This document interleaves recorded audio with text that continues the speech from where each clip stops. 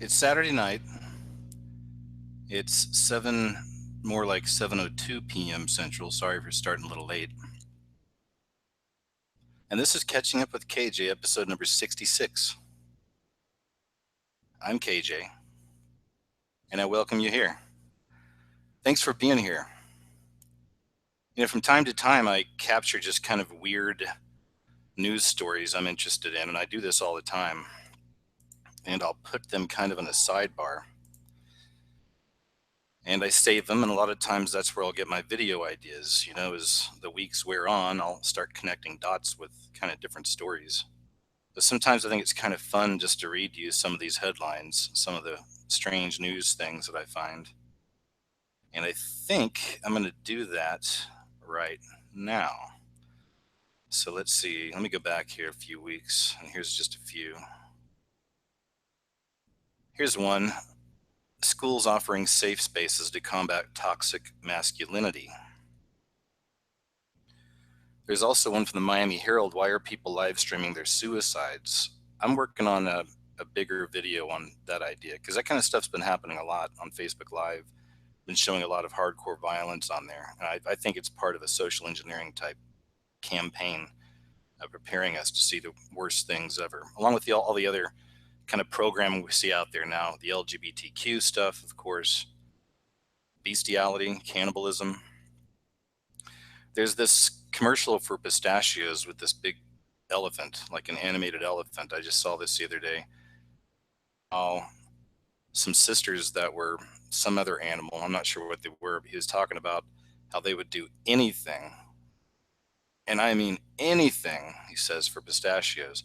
And it's a really awkwardly kind of sexual conversation he's having while just kind of chilling in the aftermath of the party the night before or whatever.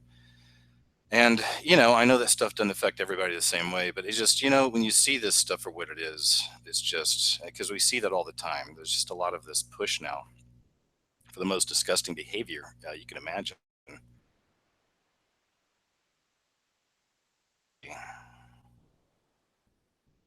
Ancient stone carving with uncanny resemblance to Donald Trump found inside the Nottinghamshire Cathedral.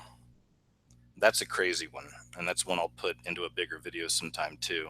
Ancient stone carving with uncanny resemblance to Donald Trump found inside Nottinghamshire Cathedral. You can look that up.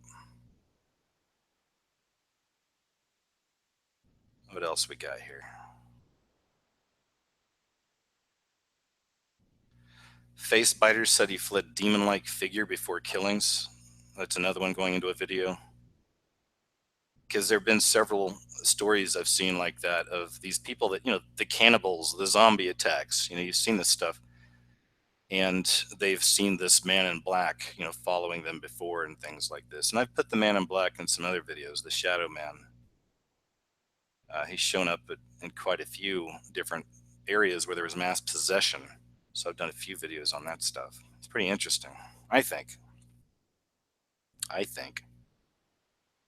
Hacked robots could attack humans and burglarize their homes. Ecuadorian transgender man Fernando Machado gives birth.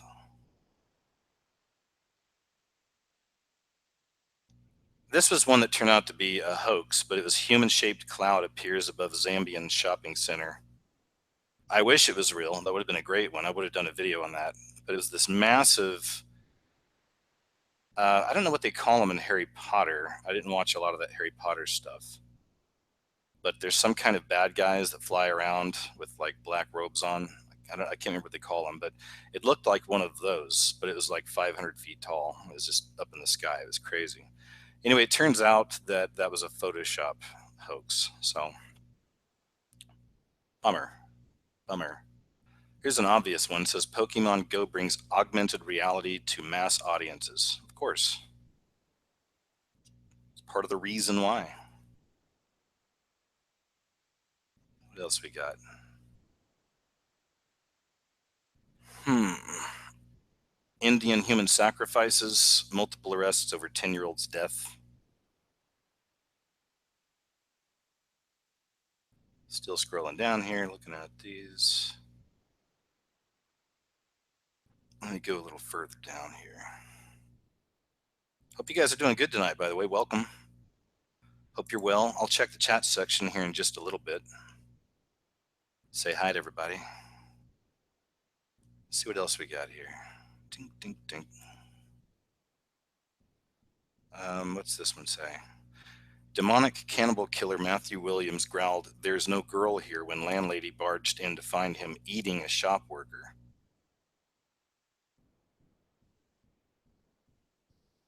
It's mass possession.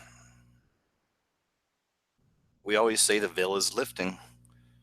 And these are just, to me, these are examples of that. What else we got here? What else we got here?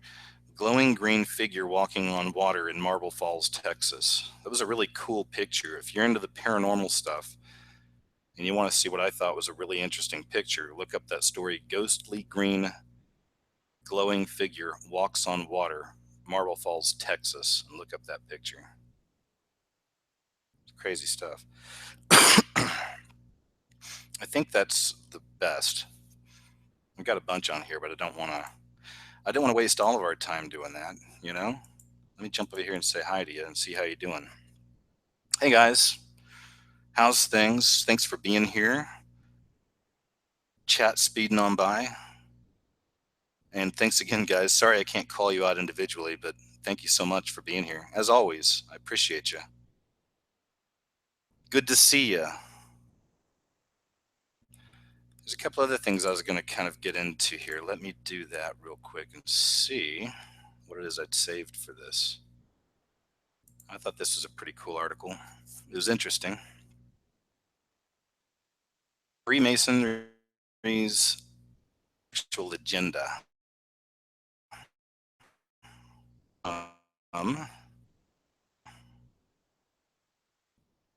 The esoteric all-male group known as Freemasonry has been connected to homosexuality by a number of researchers.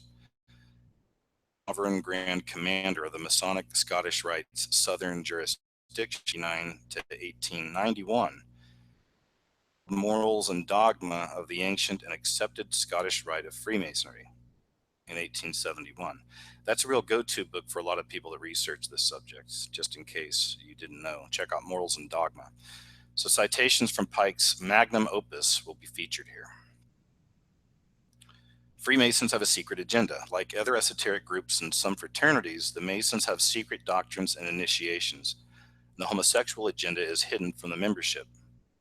Now, as Pike mysteriously put it, Freemasonry conceals its secrets from all except the adepts and sages or the elect, and uses false explanations and misinterpretations of its symbols to mislead those who deserve only to be misled, to conceal the truth, which it calls light, from them, and to draw them away from it.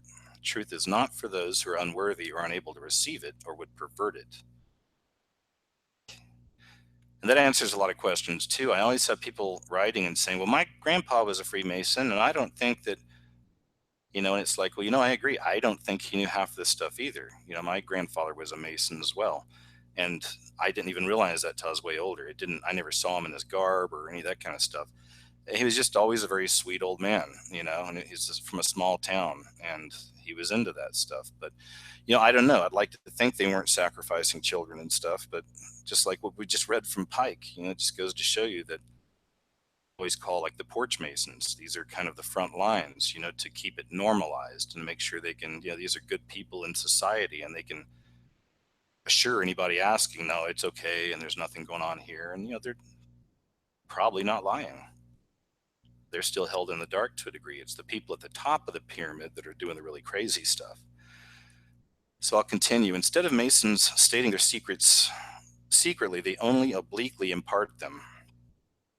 Pike states, what the chiefs of the order really believed and taught is indicated to the adepts by the hints contained in the high degrees of Freemasonry. Pike also said that the symbols and ceremonies of Masonry have more than one meaning. They rather conceal than disclose the truth. They hint it only. We have hints and not details, hints of the true objects and purposes of the mysteries. Secret Masonic truths, or secret initiatory type rituals. So Pike speaks in enigmas because he can only hint at Masonic secrets. Masons take oaths not to reveal the group's secrets. Upper level Masons even keep secrets from lower level Masons. According to Pike, he says a lower level Mason is intentionally misled by false interpretations of Masonic symbols. It is not intended that he shall understand them. It is intended that he shall imagine he understands them. Their true explication is reserved for the adepts and the princes of Masonry. Lower level Masons are just dupes being used by the upper level ones, basically. The so-called princes of Masonry. So as for homosexuality, are Masons using their power and influence to try to spread homosexual values? In the following enigmatic words, Pike seems to be saying that Mason adepts engage in homosexual oral sex. He states that an initiate sacramental observance this mysterious passion, and while partaking of the raw flesh of their victim, seems to be invigorated by a fresh draught from the fountain of universal life. Hence the significance of the phallus. As is his wont, Pike does not explain these words, right? For example, he does not spell out what he means by this mysterious passion, but elsewhere in the book he twice notes that phallic worship is a part of their ancient mysteries. Not only does homosexual sex apparently play a role in Masonry, but so do homosexual orgies. Pike, speaking in general of a newly initiated member, says he mingles with the crowd of initiates and, crowned with flowers, celebrates with them the holy orgies. Needless to say, Pike does not define holy orgy. In at least two other locations in his book, he mentions that orgies are associated with Masonic initiations for indulging in debaucheries as well as satanic butchery. So heterophobia, now to return to Masonry, which we should keep in mind is an all-male group, Pike provides serious evidence of organizational sexism in Masonry via these words. He says the love of woman, and it has a terrible and uncomfortable fate.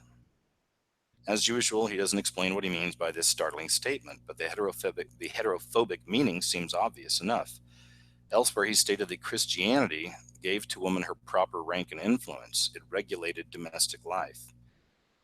In some circles, it's a common opinion, misguided or not, that Christianity, especially Catholicism, places women at a lower rank than men because women cannot become priests or bishops or cardinals or popes, and because wives are supposed to be submissive or subordinate to their husbands, generally speaking.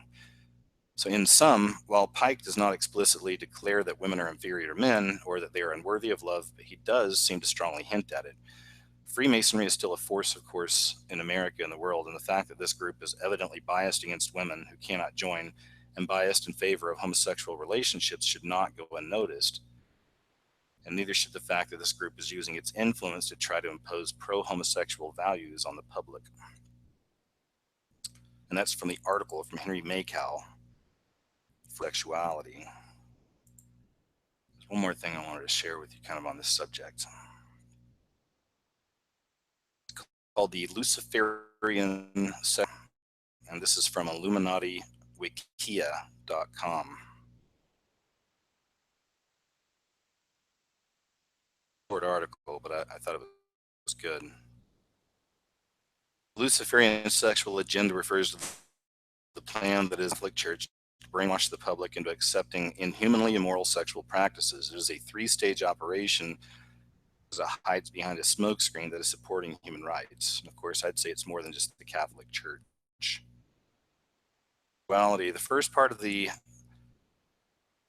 Luciferian sexual agenda is to implement homosexuality on the public. Homosexuality is important because with it, Luciferian interests can transition to the second step. Without homosexuality, they'd be unable to.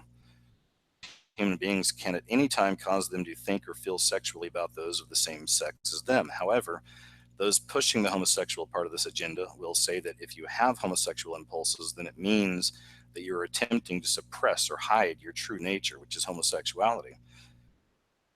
It is a social decision, individual or personal reasons, or for personal reasons. It is easy to assess that this promoted view is inaccurate. In an attempt to confront and deal with this problem facing the agenda, a few have been promoted with pseudoscience that attempts to indicate that homosexuals were, quote, born that way or, quote, born this way. was even made to perform a song written by Jesuits that promotes the idea that homosexuality is hereditary, with the song Born This Way.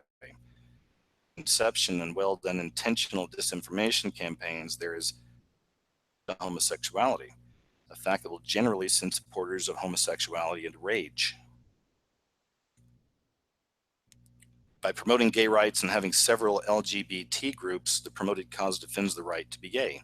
It creates a social safe haven for people who feel out of place socially or sexually, which is a large amount of the human population. Anyone who opposes the homosexual agenda or any of its talking points is labeled as a bigot or a homophobe. The divide and conquer Illuminati technique is in use here, as the subject of gay marriage is constantly on the news, despite the fact that the world population is an open and practicing homosexual. And step 2 is incest. So once homosexuality has been promoted and successfully defended, incest will be one of the next areas of focus.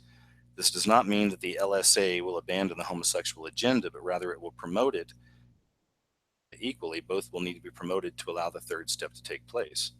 In a disturbing amount of states in the United States, incest is now legal. Many countries in Europe are beginning to lax their incest laws, and some are even calling them obsolete. In many cases, marrying a family member is illegal, but sexual relations are not. This disturbing trend will continue and be promoted and aided as another right that is being taken away. In poor or war-torn areas, incest is commonplace, as many people feel as though they may never have sexual contact for the first time or again.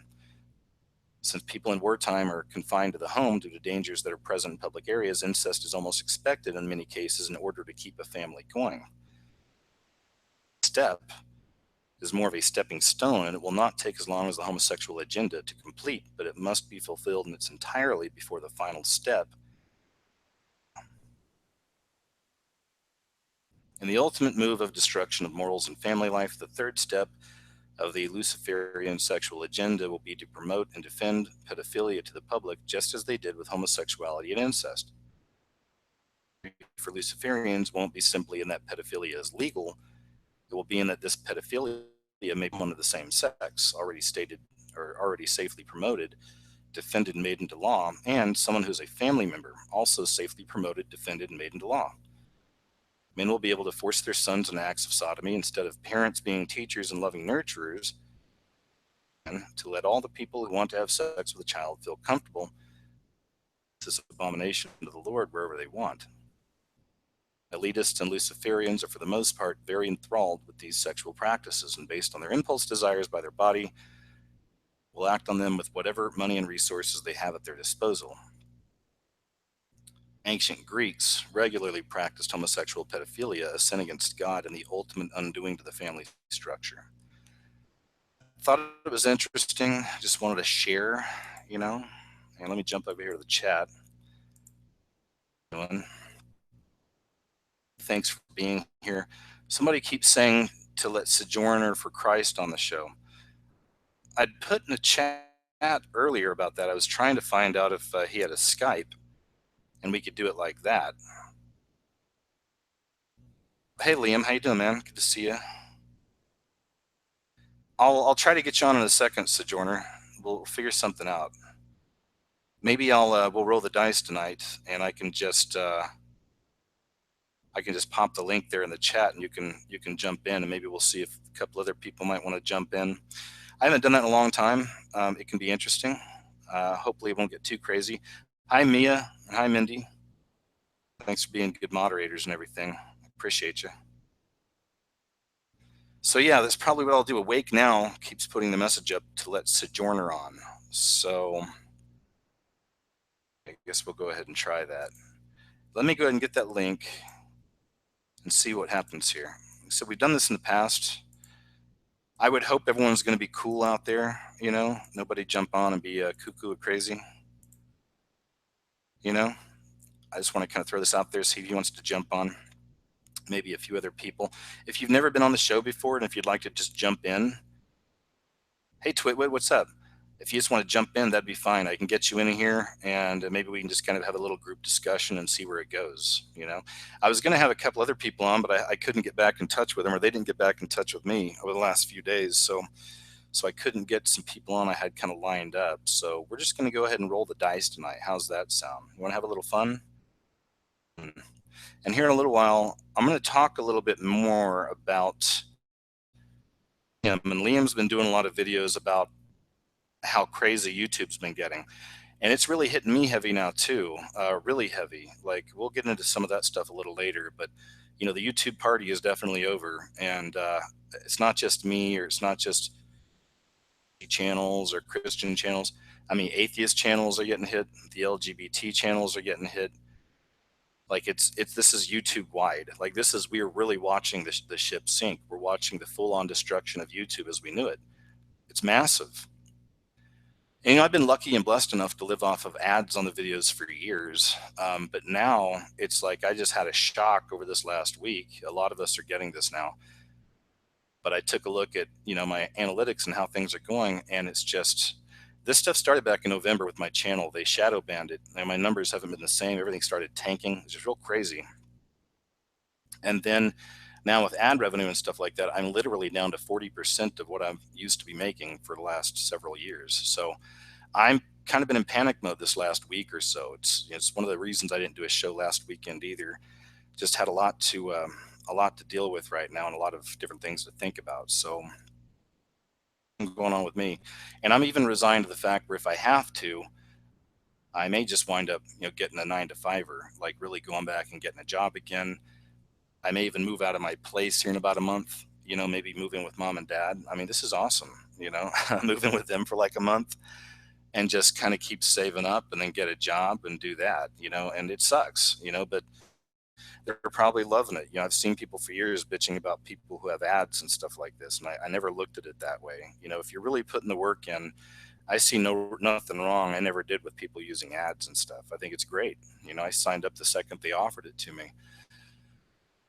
You know, that's been the one thing that I guess we knew the train, you know, the party wouldn't last forever, you know, so a lot of people are really getting hit now. And it's crazy because even if you're not putting ads on the videos anymore, you know, like they're still screwing with your numbers and everything. They're still hiding your channel and they're still keeping it in restrict mode. And it's just become insane. So I'm trying a few different things. I'm going to see what happens. I've told y'all about my website forever. I'm not kidding. I've been really working on it, but I've been trying to deal with this tech who's been really difficult to get in touch with. I hired a new tech, and just today she cleared it on my site where I can start uploading my own videos there. I've got all my YouTube stuff there, my shows, but got the website up. I'm putting up a Patreon there. I'm not going to have any Google ads, so I can be free to put what I want to on there and just not be a slave to that system at this point and totally throw it out there to you, the people. And that's what a lot of people are having to do right now. There's a lot of people on YouTube who are making videos talking about starting Patreon accounts. And, you know, it kind of sucks. I mean, because, you know, none of us, I can't speak for everybody, but most of us don't want to mind helping out, you know, but I mean, that's where we're at. I never did a donate tab or anything, but I always had ads and it was good enough. You know, it was always good enough. But now it's like we want to try to continue just focusing on our work and bringing stuff out. Even if I'm working, if I want to getting this 9-to-5 or like a regular job, I'll still be putting stuff up. It'll just be slower. You know what I mean? And just like anybody else who loves what they do and loves making videos and loves trying to share knowledge and stuff, you know, we want to continue that. Out there, putting it in the people's hands. I'll have a link under the show here for my Patreon, or it's KJ Osborne, OZBORNE, if you want to go check it out. And I even put a couple of things on there. If you pitch in like 10 or even 20 like a month, then once a month I'm going to have a live chat show here where I'll bring like several of you guys on at a time, and we'll just kind of start doing stuff like that and see where that rolls. I think that could be fun. We can, you know, discuss anything you guys want to discuss. I'm trying. Like I said, I'm trying. I don't just want to give up, you know, but I'm also very practical, and I'm the type that'll just do what I've got to do, you know. So like I said, if it gets really bad, then that's what's going to happen. And it is what it is. You know, YouTube party over. YouTube's totally changed. It's not just us. It's not the Illuminati coming after all of this. Well, actually, I guess in some respects it is, but you know, it is what it is, man. It's just insane. I've been watching a lot of other people's videos throughout the week that are talking about this stuff. It's not even really getting as much ad revenue. Everything's been cut. Like, it's really affecting a lot of people. What really sucks, it's going to affect all the smaller creators out there. Anybody, I say smaller at this point, I say 100,000 and under, because I'm almost at 300,000. It's kicking my butt right now what they're doing to it, to the channel. So the people that are smaller, like 100,000 and under, shoot, even like 10,000 and under, the really small ones, it's just, I think it's going to be harder and harder to garner your own audience. And that's just the way it is. It sucks. You know, they're not circulating your stuff as much. They're instituting now, of course, as all this stuff's going on, now they're sending out emails. I don't know if you guys got this about YouTube TV, where you can pay $35 a month and you can watch TV on YouTube. I mean, you see where this is going, you know? And like I said, it's affecting everybody, even a lot of the makeup tutorial girls and people like that. I mean, just anybody across YouTube you can imagine, they're being affected, because I think that's ultimately what's going to happen. YouTube wants to have those kinds of channels on their website, but not by regular folk, you know, or just some girl in her bedroom that can put on makeup and make tens of thousands of dollars. You know, those days are done, I think. What will happen is YouTube will eventually replace all those people and make them have to leave or whatever else just by ghost banning them or cutting their income. And they'll put in their own corporately sponsored, corporately backed, you know, makeup girl, you know, and they'll put her in, who's sponsored by the corporations. They're getting rid of all the gamer channels, the commenters on games and stuff, you know, so they'll have maybe channels for that, like a gamer channel, you know, but these are gamers who are backed by the corporations, and they're going to toe the party line, and they're not going to talk about anything controversial, or, you know, not going to say any dirty words or anything. I mean, and the list goes on and on and on. And they may just completely destroy all of us in the so-called truth and alt-right and whatever else media, you know, like we're just going to be extinct as far as YouTube goes, it seems. Like I said, man, not twisting your arm. You know, if you feel like it, man, if just 2,000 of my people out of my subs out of almost 300,000 pitched in $1 a month, I'd be fine. I'm not looking to be a millionaire. And it feels gross even talking about it, but I have to. You know, I've got to throw it out. We're at that point, you know. So that's all I'll say about that. If you're interested, if you'd like to support my work, please do. Don't feel obligated. I will survive somehow. I will live. But I'd like to live doing this and doing more shows and, you know, uploading videos and stuff. I'm rambling, and this is what I do. So let's go ahead and get back over here to the chat. Sojourner, I know you were wanting to come in and chat. So here's what I'm going to do. All right. There you are. I'm to jump into the Hangout. Now, here's what we'll do is if anybody else wants to jump in and chat, please come on in. I don't want it to get too crowded. And if you've already been on before, please we'll wait this time and see if anybody else joins. I just want to leave a kind of an open call, have some people get in here, and we'll just kind of go from there. I'm kind of excited about this. I like doing stuff like this. We're gambling a little bit, because there have been trolls in the past who'll try to jump in and stuff too, but we can always just mute them or kick them out or whatever. We'll figure it out. But anyway, here's the link. Roll the dice and see what happens. So there goes the link to the Hangout. Just remember to turn your camera off before you come on if you like, or unless you want to be seen, and turn down the sound in the background, like the mute or the you know, the sound from the show. And I just sent the link. We're rolling the dice here, folks. We don't know where it's going to end up. This could be amazing. This could be horrible. I think it's going to be good. I'm a positive thinker. So there's the anti-NWO Canada. You could get in here too if you wanted to. We've been friends for a long time. There's somebody. All right, hold on. Let's see what we got here. I hear something. Sounds like, oh, cool. Look at that, man. We got some. So here we go. We got 1, 2, 3, 4, 5 people in here. So that's cool. Well, now we got 4. Hello? Hello? Hey, man. Hello. Hey, who is that? Hi, guys. Okay, here's what we'll do, Christina. I'll go AJ, am I actually talking to you? Yeah, man. What's up? Holy shit. Hey, Sojourner, you mind, Christina, wait for a second? Devin or John, which one is that I'm talking to right now? It's Devin. There's like a lag. Hey,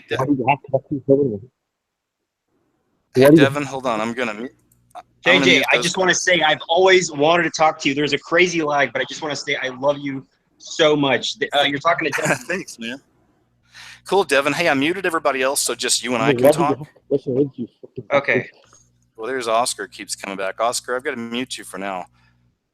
And Jeff joined the call. So, Jeff, thanks. Y'all are all muted.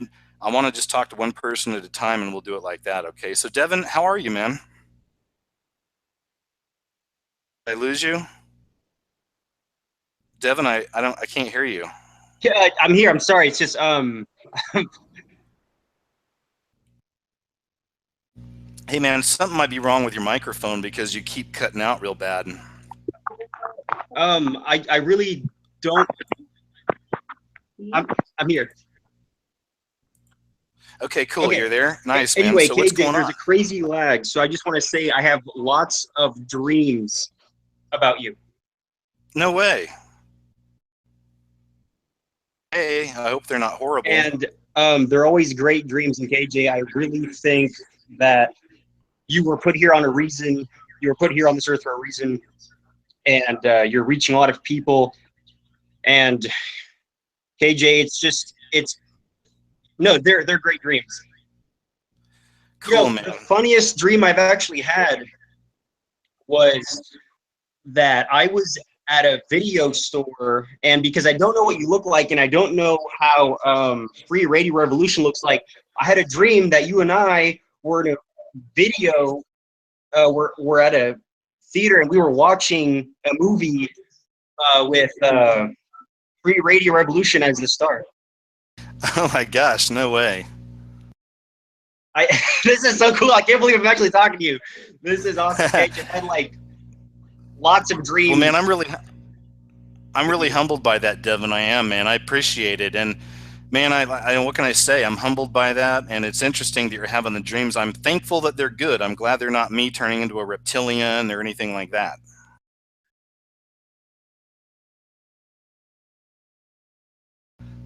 Oh, I'm sorry, man. There is a bad lag here. Yeah, Devin, you keep cutting out, man. Anyway, KJ, I don't mean to hold you. I know that there's other people that want to chat with you, and my thing is really laggy. I just want to say, keep doing what you're doing. You've got an army behind you that will always support you, and I love you, man. So go ahead and talk to someone else if you want, because it's weird. Okay, no worries, Devin. Man, hey, thank you. I'm seriously humbled, man. And man, I love you, brother. I appreciate that. And just thank you, man. I know I'm blessed with some of the greatest subs and friends on here ever. So thanks. I'll mute you now. Take care, and nice talking to you. Okay, man. So let's see. What about Oscar? Jump in here real quick. Fuck you! Okay, I think we got one of the. I think we found one of the trolls in Oscar. So I blocked Oscar. Fuck you! Daddy, is that you? Fuck I keep trying to block him. I guess I could try to eject. There we go. Okay, he's gone. Oscar, that wasn't very nice. That was the F word. So, shucks. Anyway, I figured we might get at least one or two of them in here. It happens from time to time. What about John? John, do you want to try to come in here? Can you unmute yourself? Hey, KJ. Hey, John, how are you, man? Doing well. And this is funny. I'm using a pseudonym as my name. I've posted on your channel before on my real name. Oh, cool, cool. Are we friends? Are you a friend, or are we? Oh, no. I did post a while ago. I sent you a blog. My blog, it was like about Christopher Nolan and C.S. Lewis. Dang, I'm sorry I missed that. I've been really behind on messages and everything, but that sounds really interesting. Do you want to kind of fill us in on a little bit of that? Yeah, so this was when I first, I sort of came awake, like just, it was like a sort of a natural revelation. Years ago, I read C.S. Lewis's Space Trilogy. Have you heard of that? I haven't heard of that, but I've read like The Great Divorce and the Screw Tape Letters and stuff like that. So yeah, there's just, I want to talk about this, and there's one other thing I'd like to mention later after it. Sounds really interesting. Please do. Yeah, so I found this in my youth group like years ago back in high school. I've graduated from college now, and like I was a big C.S. Lewis fan. I spotted this, and I was like, I've never seen this before. This is like the Space Trilogy. What? I've read every other popular C.S. Lewis book, and I looked through it, and the first book is pretty decent. Second book is the best work of fiction I've ever read. It's really weird. It's crazy. It's very profound. I think it'd be up your alley. I don't know if you're into reading. But yeah, you're blowing my mind. I didn't know that he went into the space stuff. Like you said, I know about the basic, the Lion, the Witch, and the Wardrobe and all that, but wow. So keep going, man. And the third book, I didn't realize it at the time, but it was dry. It wasn't as exciting as the second one, but it was the most important book I've read in my life. It was what woke me up. He was like there's secret societies who are like interacting with demons and stuff. It's crazy. Like thinking about it now, I'm still having revelations about stuff I read in that third book. And at the time I was just like, oh, this is a pretty interesting book, I guess. So what is the connection then with Christopher Nolan? And for the people that don't know, he's the director of Inception, the Batman movies, a bunch of stuff. But go ahead. So when I watched Christopher Nolan, okay, so in C.S. Lewis's book, like I read that and I was like, okay, interesting book. And then I watched Christopher Nolan's Interstellar, and when it got to the part where they were talking about the others, I was watching this with a friend who had also read the space trilogy, and I paused the movie and I said, are you seeing what I'm seeing? This is so crazy. As in C.S. Lewis's book, there was this exact same situation where a guy was being initiated into an organization and they were telling him what they were about. Like in Interstellar, NASA is telling Cooper, I think is his name, what they're about. And they're like, we're being guided by these anomalous entities, the others, who are opening up like a wormhole near Saturn. And that's one of the things I'm being enlightened about now, like Saturn, that connection. But C.S. Lewis's book, there's a guy, he's being initiated into an organization, and you kind of sympathize with him. He doesn't know about Christianity, and he doesn't know what he's doing. But they reveal to him like, okay, this is what we're really about. We're being guided by anomalous entities. And of course, in C.S. Lewis's book, they turn out to be demons. And they're trying to guide the world, like, and advance humanity, advance the human race. And every single point, every single philosophical point was opposed in these two stories. And Christopher Nolan's, wow. Yeah. And so my friend and That's I were just watching that movie. Yeah, my friend and I were just watching this movie, and I was not at all like into conspiracy theories and stuff. And so I was just like, I was dumbfounded. I was like, I can't believe this, like these parallels. It's interesting because yesterday I got to see an old friend of mine. I mean, we've been friends over 20 years, and I hadn't seen him in a long time, and spent time over there last night. And they just started waking up. They've been aware of the work I do for years, but we've been friends, and they've told friends about it that are interested in so-called conspiracies. But now she started looking at this stuff, right, over the last couple of years, and I haven't seen her in a long time. And like, she's basically a sister. I've known her for over 20 years. But so last night she really wanted to, hang out sometime and talk because she's freaking out. So she's in that phase right now, the early stages, where she's going through different rabbit holes. And I tried to tell her that the end of it all is Jesus Christ, and that's really what matters. Like, it's really God devil stuff, as we were told from children, and that's really what's happening. And the only real escape, thanks, man. I tell the real escape is through Christ and getting a relationship with God. And I don't care what denomination you go to. I feel like you don't even have to, I told her, but just make sure you have that. And looks like Oscar tried to come back. Okay, I think he got booted.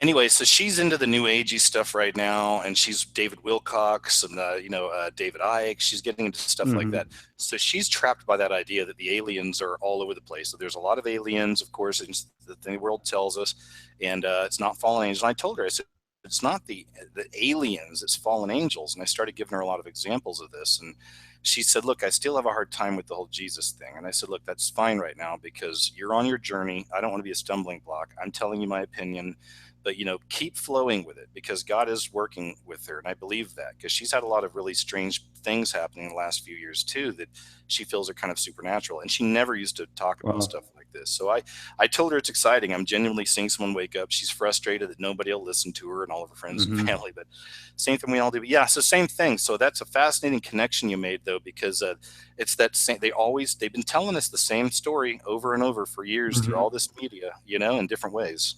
And do you want to hear a quote real quick of that scene in the book? I've got the quote. I'd love to. Yeah, so this is the guy in the organization. And now listen, please attend very carefully. You have probably not heard of the macrobes. Microbes, said Mark in bewilderment. But of course. And then he's interrupted. I did not say microbes. I said macrobes. The formation of the word explains itself. Below the level of animal life, we have long known that there are microscopic organisms. their actual results on human life in respect of health and disease have of course made up a large part of history. The secret cause was not known till we invented the microscope. He continues, I have now to inform you that there are similar organisms above the level of animal life. Their effect on human history has been far greater than that of the microbes, though, of course, equally unrecognized. And then later he says, in reference to their communication between the organization, these entities, I do not say that we have discovered this technique. The discovery was theirs, not ours. The method of communication is what they're talking about. The circle to which you may be admitted is the organ of that cooperation between the two species, which has already created a new situation for humanity. And there's another group in this book, and they're sort of like a small group against this organization. And basically, like if they succeed, it'll, I think, delay the end times or make it easier, or it'll just make a hindrance to the bad guys. Interesting, man. That's interesting. It kind of made me even think of the black goo. You've probably seen a lot of the stuff on the black goo. Have you heard about that, like the alien organism? But that's interesting, man. I appreciate you bringing up that connection. I think it's absolutely fascinating. And yeah, Christopher Nolan definitely knows something. You know, he's definitely seems to be somebody in the know through a lot of the things they show in his films. Don't you think? Yeah, it's kind of like the movie Inception. You know, planting ideas in people's heads without them knowing about it. Well, man, thank you for sharing, John. Is there anything else you'd like to share with us? One more. Let's see. So when I fully sort of woke up, when that point hit, just real quick to get to where I'm going is there's some quote I want to share. It's so I joined. I went and studied did biblical studies in college. I eventually, my senior year, I joined the Orthodox Church. And I went to the Republic of Georgia for the past year. It was like I wanted to, you know, I didn't have a job, I didn't have a family or anything. So, and this is the second oldest Christian country in the world, and they have a saint who made some prophecies about the end of the world and the Antichrist. And I read this, and if it's true, I think it would be some really incredible information, like just great information for people to have. I guess it would take like tell us, please. Yeah, so this was the one quote. This is one quote that he said. So this guy, he just so some back info, he was in the Soviet Union, and he's famous for when there was a Soviet rally. He went up, and he was a monk, and he burned a portrait of Lenin, like he set it on fire, like he does it with gasoline in the middle of the rally, and then he was arrested and tortured and stuff. And he died in 1995. And here's one quote he said, "The half of hell is already on the earth. Antichrist was already born." And when I read that, I was like, wait, what? And Antichrist was already born, and he is at the door. Antichrist is not knocking at the door, rather he is breaking in. You will witness his reign. His seal will be made visibly on the forehead and arm. Let's see. And there's one quote. Hold on. It was about the extraterrestrials. During the Antichrist times, the strongest temptation will be anticipation of salvation from the cosmos, from humanoids, extraterrestrials that are actually the demons. One should rarely look up at the sky, as the signs might be deceptive, and thus one may be ruined. And when I read that, I was like, how old is this again? He died in 1995. Wow, man. Yeah, isn't that crazy? Because I cover all that stuff too, the alien deception, and a lot of us do. And I know you see a lot of it as well. Man, that's a trip. And when I read that, I was like, because I remembered Christopher, like the Interstellar, they're kind of like aliens, like interdimensional aliens. And like when I read that, I was like, I know what you're talking about. Like, and it was like, I need to listen to this guy.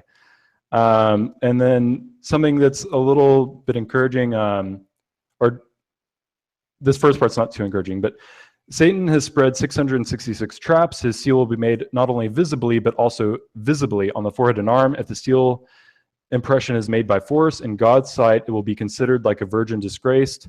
The hardest trial for Christians will be their relatives who accept the seal. The seal won't affect if made against someone's will. But imagine go ahead.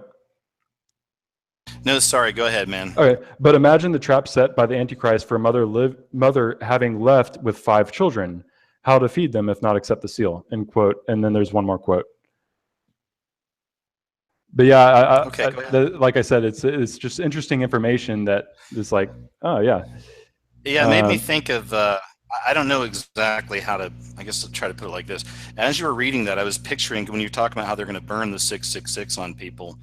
That now again, it could be that maybe it's going to be the microchip, maybe it's going to be the whatever, but Google goggles or something. But I mean, but it's interesting because maybe that's a part of how over the last 7 years, a lot of us have covered the symbolism, and then of course the mainstream covers it as well in their own way because we're battling with the revelation of the method. Like they're trying to put it out the truth because they know the veil is lifted, and they're trying to put it out wrapped up in their packages, and we're trying to tell you the truth, I think. But it's interesting because now everyone's familiar with the satanic symbolism. I saw a story a while back. I probably saved it somewhere, but it was talking about, it was like a forum, and it was all these parents talking about how all their children keep talking about the Illuminati. Like they make make jokes about it. And, I'm going to join the Illuminati and stuff like this. So that's really became a consciousness, and even with the children. So it's interesting because when all the stuff hits the fan, right, and then they really do come after anybody who's conservative or Christian or anything like that, there's a lot of different views. I've seen some things, people speculating recently that what may happen is that Trump's the one that's going to launch us into war, then America's going to get hit, everyone's going to turn against Trump, he'll be the fall guy, and then that'll be the excuse for perhaps Obama to come back or someone else to take over and then come after anybody who's a conservative or a Christian or a, you know what I mean, Republican. Yeah. And that might be a part of it. So imagine if that happened with the hatred that's in the world today. I could almost see them like saying, like someone getting there and saying, look, we're done with you guys. You're terrorists. You're talking about this. You're talking about that. We're coming after all of you. It's your fault that all this stuff happened. And then literally burning a 666 on people just to be cruel. I could almost see like audiences cheering that. Like there's so much hatred in the world. I could almost see that. I know it sounds horrible, but do you see where I'm going with that? I do have that perspective on Trump. I'll say that. Right. He's meant to get people to hate Christians because he's our representative now in a sense. And then just wait. Go ahead. Yeah, and just one more paragraph. Quote: at first, the seal will be offered to volunteers. However, within the enthronement of Antichrist, everyone will be forced to accept the seal. Disobedience will be claimed a treachery. People will flee to the forests. Precautions should be taken to move in groups of about 10 to 15, as the demons might try to nudge single people off the cliffs. Remember, this is an old monk, so he talks a little weird sometimes. The believers will be protected by the Holy Spirit. Whatever happens, never lose your hope. Help each other. God will clear your mind, and you will know how to react. The one who endures will be saved. No true believer will feel either hunger or thirst. The believers won't wither in the time of disasters. The Lord... كمثل الذين من قبلهم قريبا أمرهم ولهم عذاب أليم كمثل الشيطان إذ قال للإنسان. Moving on. The Lord will work miracles for them. Yeah, so that was Oscar. Yeah. I think I already know who this is, but go ahead. It doesn't matter. We can keep blocking them, but go ahead. Yeah. One leaf of a plant will be enough food for a month. Even the lump of earth will be changed into bread by making the sign of the cross over it. So that's kind of an encouraging part. And, if it happens to be true, it's something that's a little encouragement. And that's... Yeah, I think that's good, man. Yeah. Yeah, I agree. I think it's a good thing. And that's why I've always said, I pray if there's a catching away, I get to go. But if not, then I know that God will guide his kids here and we'll be able to, flee, and hopefully help each other out, I think it'll be a time where we see some really crazy supernatural stuff, kind of like what you were just saying, Mm-hmm. Absolutely. Well, it's been an honor, KJ. Hey, man, I appreciate you, John. Really a nice talking to you, and we'll do it again. Thanks for sharing such great stuff, okay? Absolutely. Later. All right. Take care. All right, so Sojourner, or I think Christina, did you want to jump in now? Hello. There you go. Hey, Christina, how you doing? I'm doing pretty good. How are you doing, KJ? Hey, I'm good. It's been a while. How's life? It's going pretty well. Last time we talked, what was it, February? Sheesh, Um, it's been a while. yeah. I've just been continuing my walk. You know, there's a lot going on in the world. Of course, you all know this, and it's what just happened in Syria. I feel it in my heart. You know, it's painful. So Yeah, isn't that crazy that because you know the prophecy as well, you know that when Damascus is in ruins, it's a time to look up, you know, because the time's near. And wow, it's like in the news right now. right, right, and what I've just been holding fast to is as you see prophecy unfolding, and I heard something recently, maybe it was a year ago or something. A really well-known rabbi, died, and I heard somebody. I was on YouTube talking about he had said on his bed. Somebody said on their deathbed that when you see these things happening, put on your Sabbath clothes and don't take them off. And Wow. yeah, yeah. So that's kind of been where I've been at in my journey is as I see these things unfolding, and it does cause your heart to tremble. You just hold fast to the promises of God's kingdom and put on Yeah, your Sabbath clothes and be ready.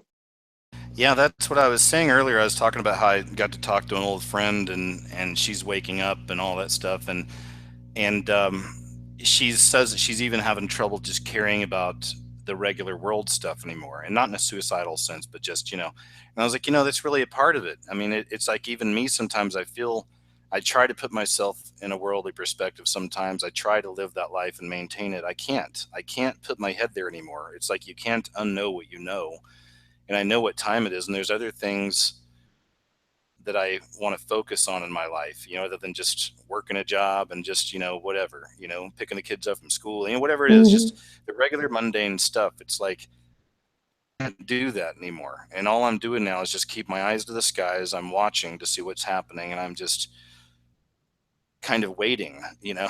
You ever feel Right. that way? Yeah, I know exactly what you mean. I feel like for the last, well, since I woke up, basically, around 2009, that every year I'm like, I'm waiting, and things are getting worse in the world. It's like, okay, sometimes I just find myself on my face, just crying, how long, Lord? How long are you going to let this go on? How long till you come It's back? crazy, man. Hey, somebody had said in the chat this, I thought it was, maybe I misread it, but they said you wanted to talk about something to do with Muslim or something, or Islam. Was that right or no? Yeah. Okay, yeah. So let me just backtrack just a little bit to our last conversation. And I didn't get a chance to share my vision that I had, but it, Okay. it links into what I've been doing the last couple of months. So last time we talked, I went to a Pentecostal church that I didn't feel comfortable going to, but I went nonetheless. And the Lord really used that opportunity and that act of obedience to change me. And I feel like I've been cured from my depression. But at the same time, the vision I had, I went into this church, and it's a church that I know very well, a church that's hurt me a lot. And in my vision, I went in and I was carrying a torch and I was carrying a sword, and I went into the sanctuary, and it was all dark inside, and there was people in there, and they were afraid. But I came in with this torch and a sword, and by no means am I like, anybody, but I'm just a mere pilgrim and a servant. But because I had the torch, I could see, and the sanctuary had a soft glow, and I heard hissing, and I looked down, and there was snakes everywhere, and I took the sword and I just started just whacking at them. And it was like that vision kind of showed me that, go into the places where it's dark and be a light there. Let your light shine, the light of truth shine, and carry your sword, the word of God, with you. And that you don't have anything to be afraid of. And so in the last couple of months, I've been going to places that I don't feel comfortable in, and places that need the light of God there, need the word of God. And so I've been, for about a year and a half now, I cover my head, and it's just something that I've had on my heart for a long time. And I've struggled with myself about it, but I'm realizing now how it's opening the doorway for conversations with people that might not normally initiate a conversation with, or they might not initiate a conversation with me.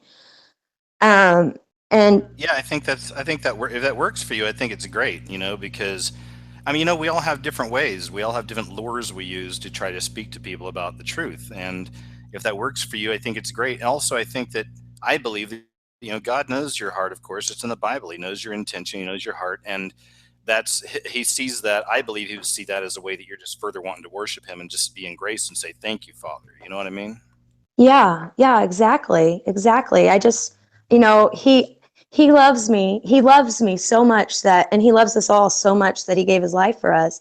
And I want to say, hey, I love you too. How can I make you happy? What can I do for you? And so, it's just figuring that out and growing spiritually. Man, that's cool. I'm glad you're on your path like that. And, like we always say, I mean, that's just what matters the most. I think it's what matters the most, and it's just you can't even keep up anymore with how crazy news is and stories and what's happening every day and everything else. So, we have to have our safe space, so to speak. And to me, the safest space, of course, is with Christ and with a relationship with God on your own. And that's where I get my peace. And I genuinely, I'm sure you do too, am trying to follow his ways. Like I've cut a lot of things out of my life. I'm trying to be, bad habits and stuff. So trying to do the best I can do, and I don't expect that from everybody. And I don't think that, again, I don't see God as some angry, judgmental, whatever, but I think it's the way that you repent, because there's what the church teaches, and they fear you into repenting things. And then you feel like a piece of crap because we're sinful as it is. So you keep doing your sin. And then a lot of people just leave God, or to look at how much God loves us and gave us Christ, gave us that key to the kingdom. And he did such a great thing. It's such a sacrifice. Like, you want to do good things. You want to cut these wicked things out. You know what I mean? Yeah, exactly. I recently gave up alcohol. Oh, good for you. It was Roger. Hold on, I I made you. Scared me for a second. All right, go ahead. Okay, so I got an invitation to a cultural event at the Islamic Center here in Nashville. And so I just decided, okay, I like to just follow the spirit. And when doors open, I'll walk in and see what happens. If I have to turn around and walk back out, that's okay. But at least I tried. And so I went to this Islamic event last weekend. And the way that I cover my head is very much like a Jewish woman would do it. So it was interesting going to a Islamic center with a Jewish style head wrap on. Yeah. I saw some, I was just there just to be there, but I also prayed before I went, and I said, please don't let me offend my hosts. Okay. So, Yeah, that's good. yeah. They had really nice foods from all the different countries. I don't know if you know this, but Nashville has the largest Kurdistani refugee population in the whole country. So Of course, I didn't know that. That's crazy. They don't talk about that on the mainstream at all, or not much in the alternative either. I haven't heard about that. That's horrible. well, the Kurdistani refugees here most of them came here in the 90s during the first Gulf War. Oh, okay. I thought it was a recent thing. My bad. Go ahead. Yeah, there are some that there was a family that got turned away at the airport when the travel ban first was issued, and it was a Kurdish family that was headed to Nashville. So that made the paper recently. But from what I hear about the recent refugees, it doesn't seem like there's a lot of Kurdistanis in the mix. It's mostly Sunni. Yeah. Sunni Muslims. I think you're right. Yeah. Well, that's interesting stuff, man. So you made it out alive, it sounds like, wearing the headdress, right? Yeah. I spent some time talking to the Palestinians, and it was just really interesting to observe the dynamic of the different countries within the same house of worship. And the week before I went, I spent the week just researching what does Islam say about Jesus. I don't know if you know much about that. Yeah, I mean, they think he was a prophet, but that's it. They don't think he was the son of God. Right, right. But I was just noticing some of the inconsistencies with the Islamic beliefs in the Quran. They do say that Isa, that's Jesus, was a prophet. They believe that Allah sent him because Allah willed it and said, okay, this is what I want to do. Let it be. So it was. They believe that the angel Gabriel conceived Jesus through the Virgin Mary. They have kind of a backstory about Mary, which lines up with some of the things I've read. There are gospels that are not in the Bible, some of the extra canonical gospels. Apocryphas. Yeah, and they believe that Jesus was a very holy prophet and that you should follow what he says. But they also don't think that he died on the cross, that there was a doppelganger that took on his resemblance and Allah saved him from dying. And so he never really died, so he was never resurrected. And that's, the big deception there. Oh, yeah. Yeah. Yep. Yeah. Wow. Yep. If you listen to what Muhammad says, though, if he says Jesus is a prophet and you should listen to what he says, then that goes back to what I've read in the Bible. Jesus, at one point, he went to the fall feast days in Jerusalem, but he went kind of incognito. He told the disciples that it wasn't his time, so they go ahead and he'll stay in Galilee. And then he went in secret and just kind of observed, which sounds very much along his character. He just observed what was being said, and then at the very end, he stood before the temple and started teaching. And during that time, it says many people believed what he was saying. If you get a chance to read, I think it's like John 5, possibly. But they believed what he was saying, and they said, surely the Messiah would do greater things than this man. But they believed what Jesus was saying, and they didn't recognize that he was the Messiah. So It makes me think that if Muslims follow what Muhammad says and listens to what Jesus says, and they just believe what he says, that they're going to find salvation that way. I feel it. But that's just my thoughts about it. No, I'm glad you shared that. That's an interesting thought. That's definitely something to consider. And yeah, God works in his own ways, and perhaps that's a part of it. So I appreciate you bringing that up. Well, I don't mean to run you off, but I'm getting more people in, so I'm going to go ahead and bounce over in a second. Now, did we cover everything? Because I don't want to rush you, Christina. Oh no, I think we're pretty good to go. I just really appreciate the opportunity to be on here, and thanks for doing what you do, man. It really means a lot, and you've changed my life, and I know you've changed a lot of other people's lives too. Man, I'm humbled. I really appreciate it, Christina, and I love you, sis. Like, I got great subs out there, so thank you, and friends, really, I consider you all. So good talking to you again. We'll do it again soon, okay? All right. Bye. Take care. All right, so Jeff, do you want to jump on in, man? Let's see what you got on your mind tonight. And all you got to do is just unmute yourself there. And I appreciate you waiting so long. And then Liam, I'll get to you next, and then I got a few other people popping in here. I think I need to get to King after Liam because I've seen him come and go a few times. So Jeff, I don't know if you're listening. If not, I'll just jump over here to Liam for now, and we'll get back to you in a second. Didn't jump in. I'll come back to Jeff in just a bit. I don't know if you can unmute yourself there.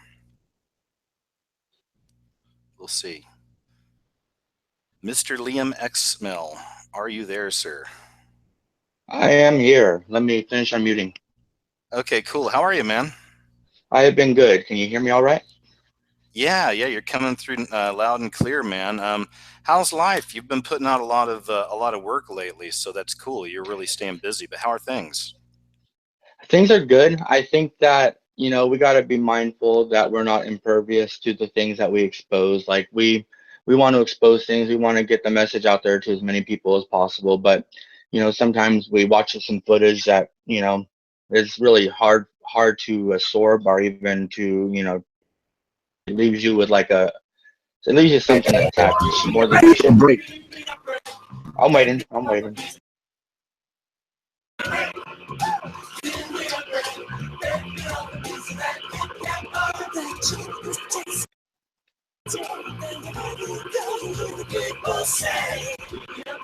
Did we get it off already? Is it gone? So, if everybody's able to hear me again. Yeah, go ahead. We're good, man. I got rid of him. Yeah, cool. So basically, it's like, you know, there was some footage that had to do with some violence and some girl down in Brazil. And when you see footage of that kind of nature, it leaves an impression. You kind of got to take a couple of days to shake it off and get back to work, you know. And that's kind of the hardest part of doing this work. I like that you have a very good balance between the stories that you share. It's not too dark. You aren't leaving people with like massive nightmares. You're just leaving them with something to feed their imagination a little bit, you know. And Yeah, absolutely. Thank you. that's Yeah, where I try to walk that line and mainly leave it open for discussion for people, you know, most stuff. yeah, that's how you become one of the better or the best content creator you can, or content sharer, somebody who does commentary. You know, you don't become so affected by your content that you are now sharing the pieces with anger or with frustration.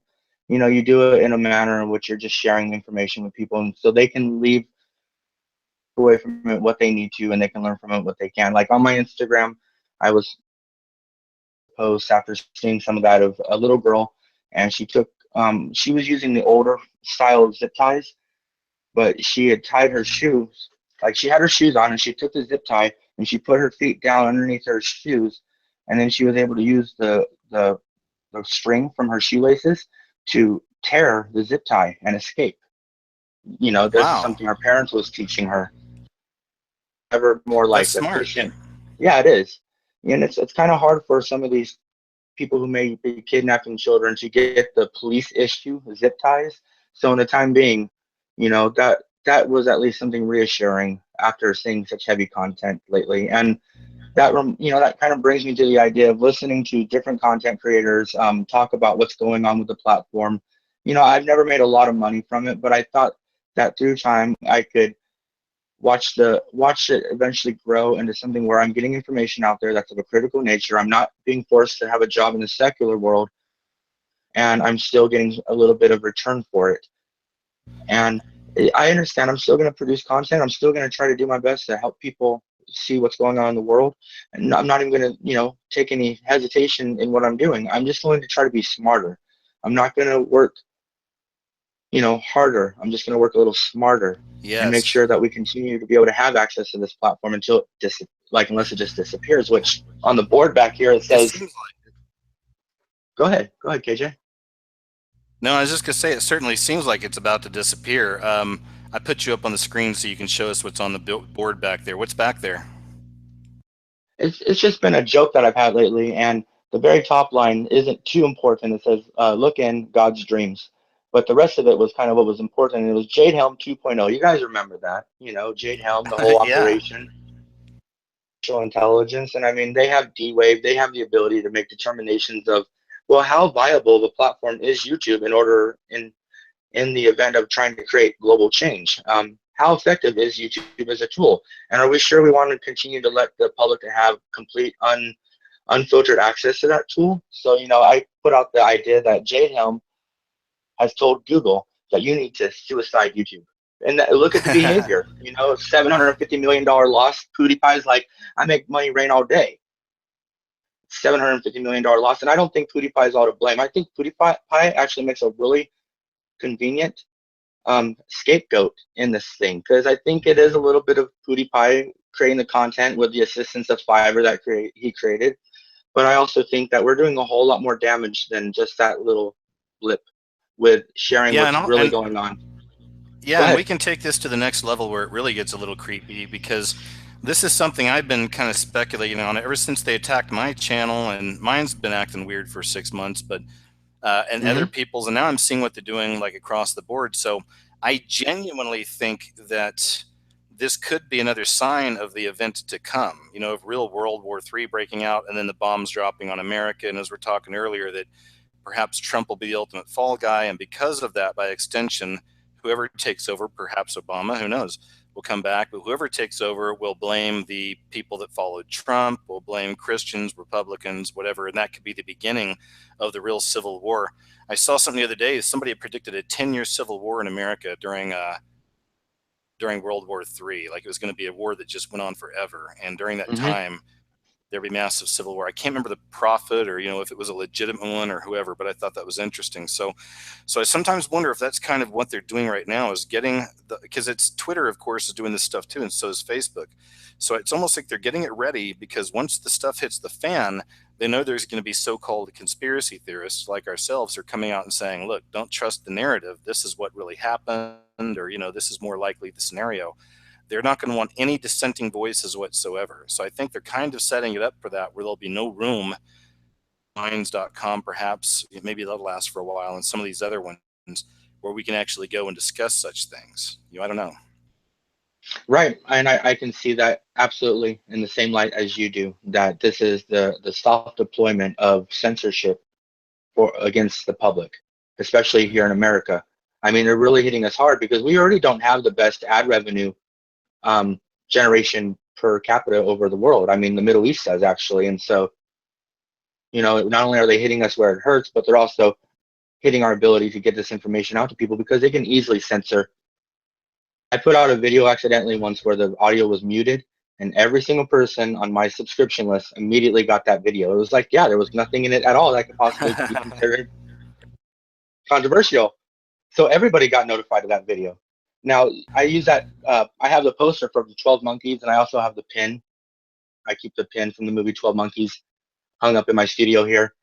And I just want to mention that, a long time ago, and I don't know if this has ever been debunked or if this was ever just a hoax all in its entirety, but there was a content creator in the early days of YouTube who came on and said that, we are putting these videos out there to help inform you, the public, as humanity, because you guys are in the past, and so we are hoping that you guys can avert this nuclear catastrophe that is to take place in the fall of 2016.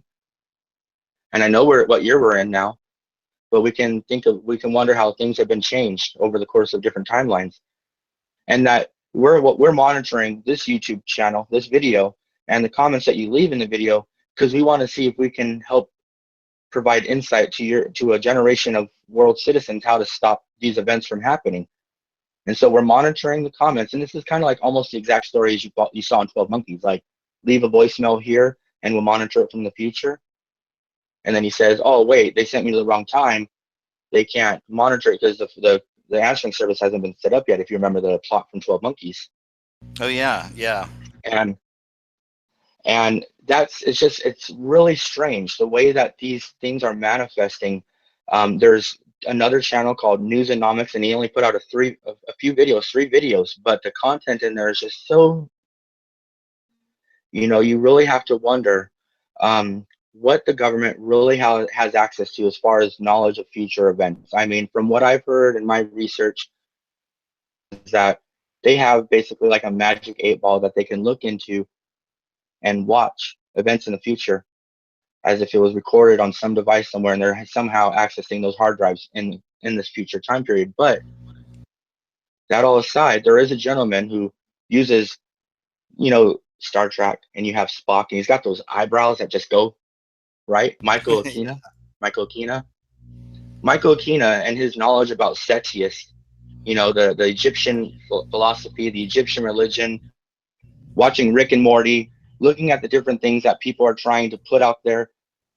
I'm going to jump around, but I'm going to bring this back full circle, and this will pretty much be what I'd like to bring for the table this evening. Okay. One of the season premiere for the new Rick and Morty episode, it kind of started inside of Professor Rick's head, Rick. And it has a FBI looking agent who's really trying to get information out of Rick's head, because Rick is inside of like a Galaxy Federation prison system. And so Rick is like creating a diner, and it's a diner very reminiscent from the TV show Twin Peaks. And the insectoid agent says, this is a very comforting diner you created for yourself here, Rick. Such a comforting, dreamy space you've made here. So calm, so subtle. And so in that, you also have the idea that Twin Peaks is re-airing after 25 years. Okay. And the best thing in the world is pie. Pie is related to another sliced object that comes out of a round circular tray. And so there's nothing like pie.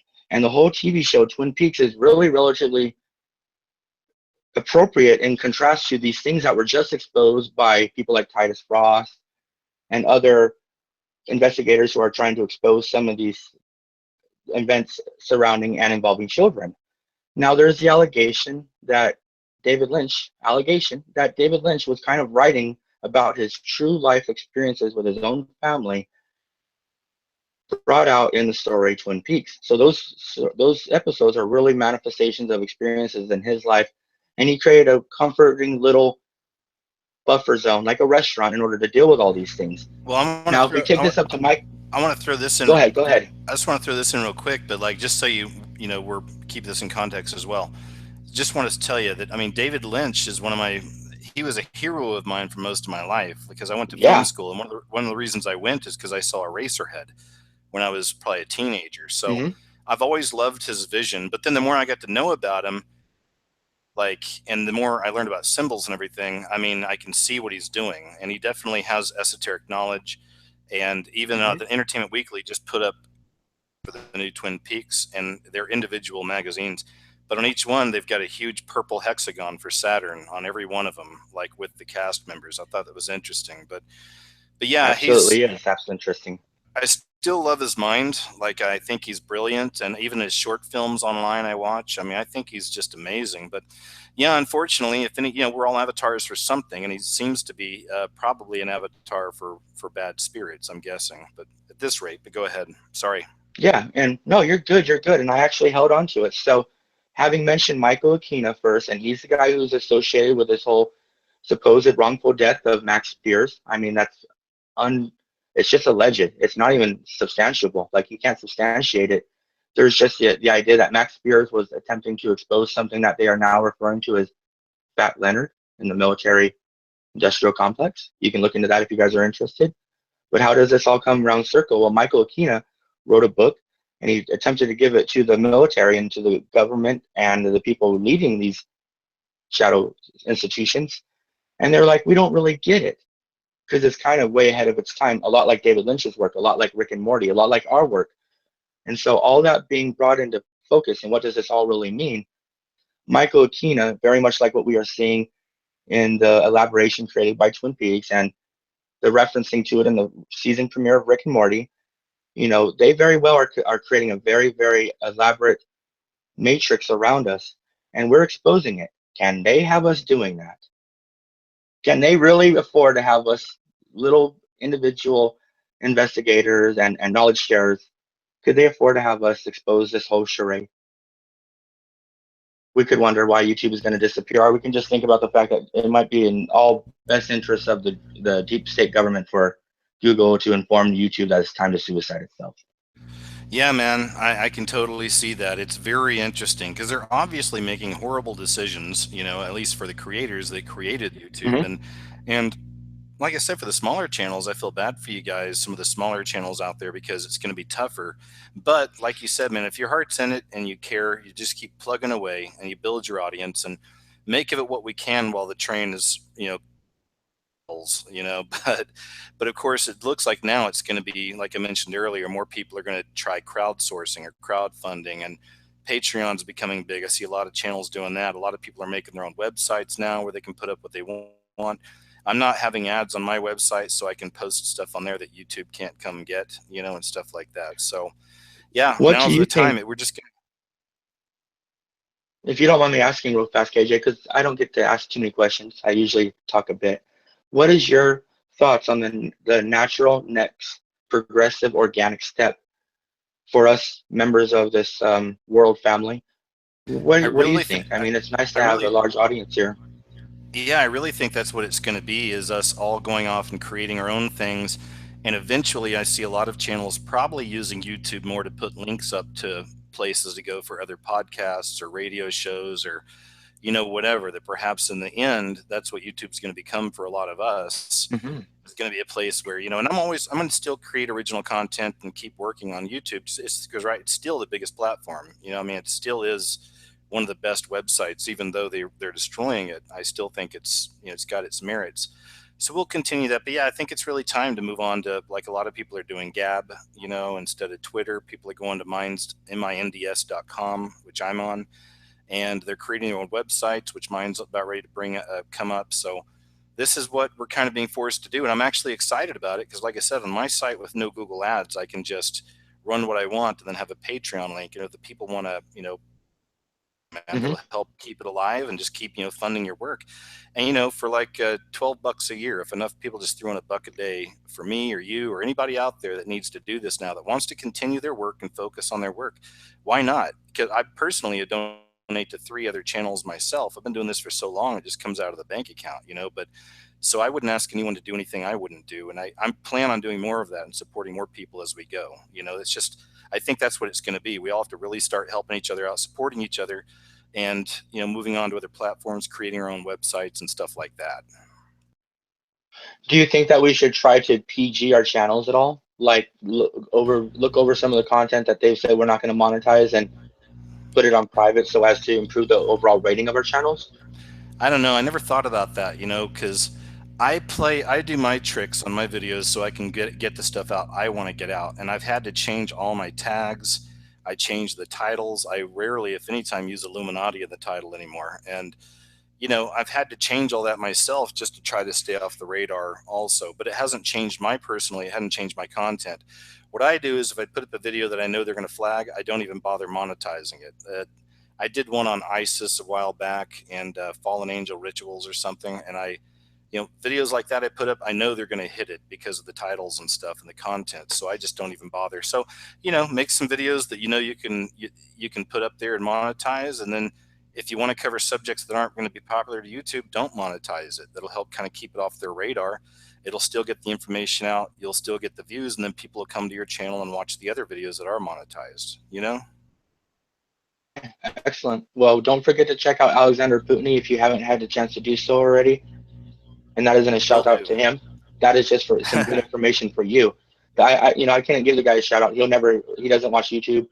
He doesn't get any information. He lives hidden out in the mountains of Ecuador. Cool. Yeah, that's really cool. Well, man, thank you, man. It's always a pleasure talking to you, man. We'll do it again next time for sure. And just keep plugging away. You're putting out a lot of great stuff. So take care, okay?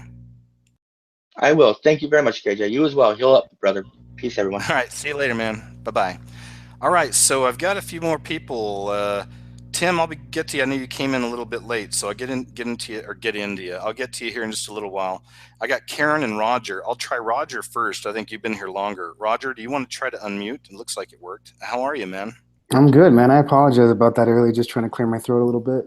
Oh, no, that's okay. No problem. You never know. When I do the nights like this where we're literally gambling, we're just rolling the dice and putting the link up, you get all kinds. So I never really know sometimes what I'm going to get. But no, it's good to know that you're just clearing your voice.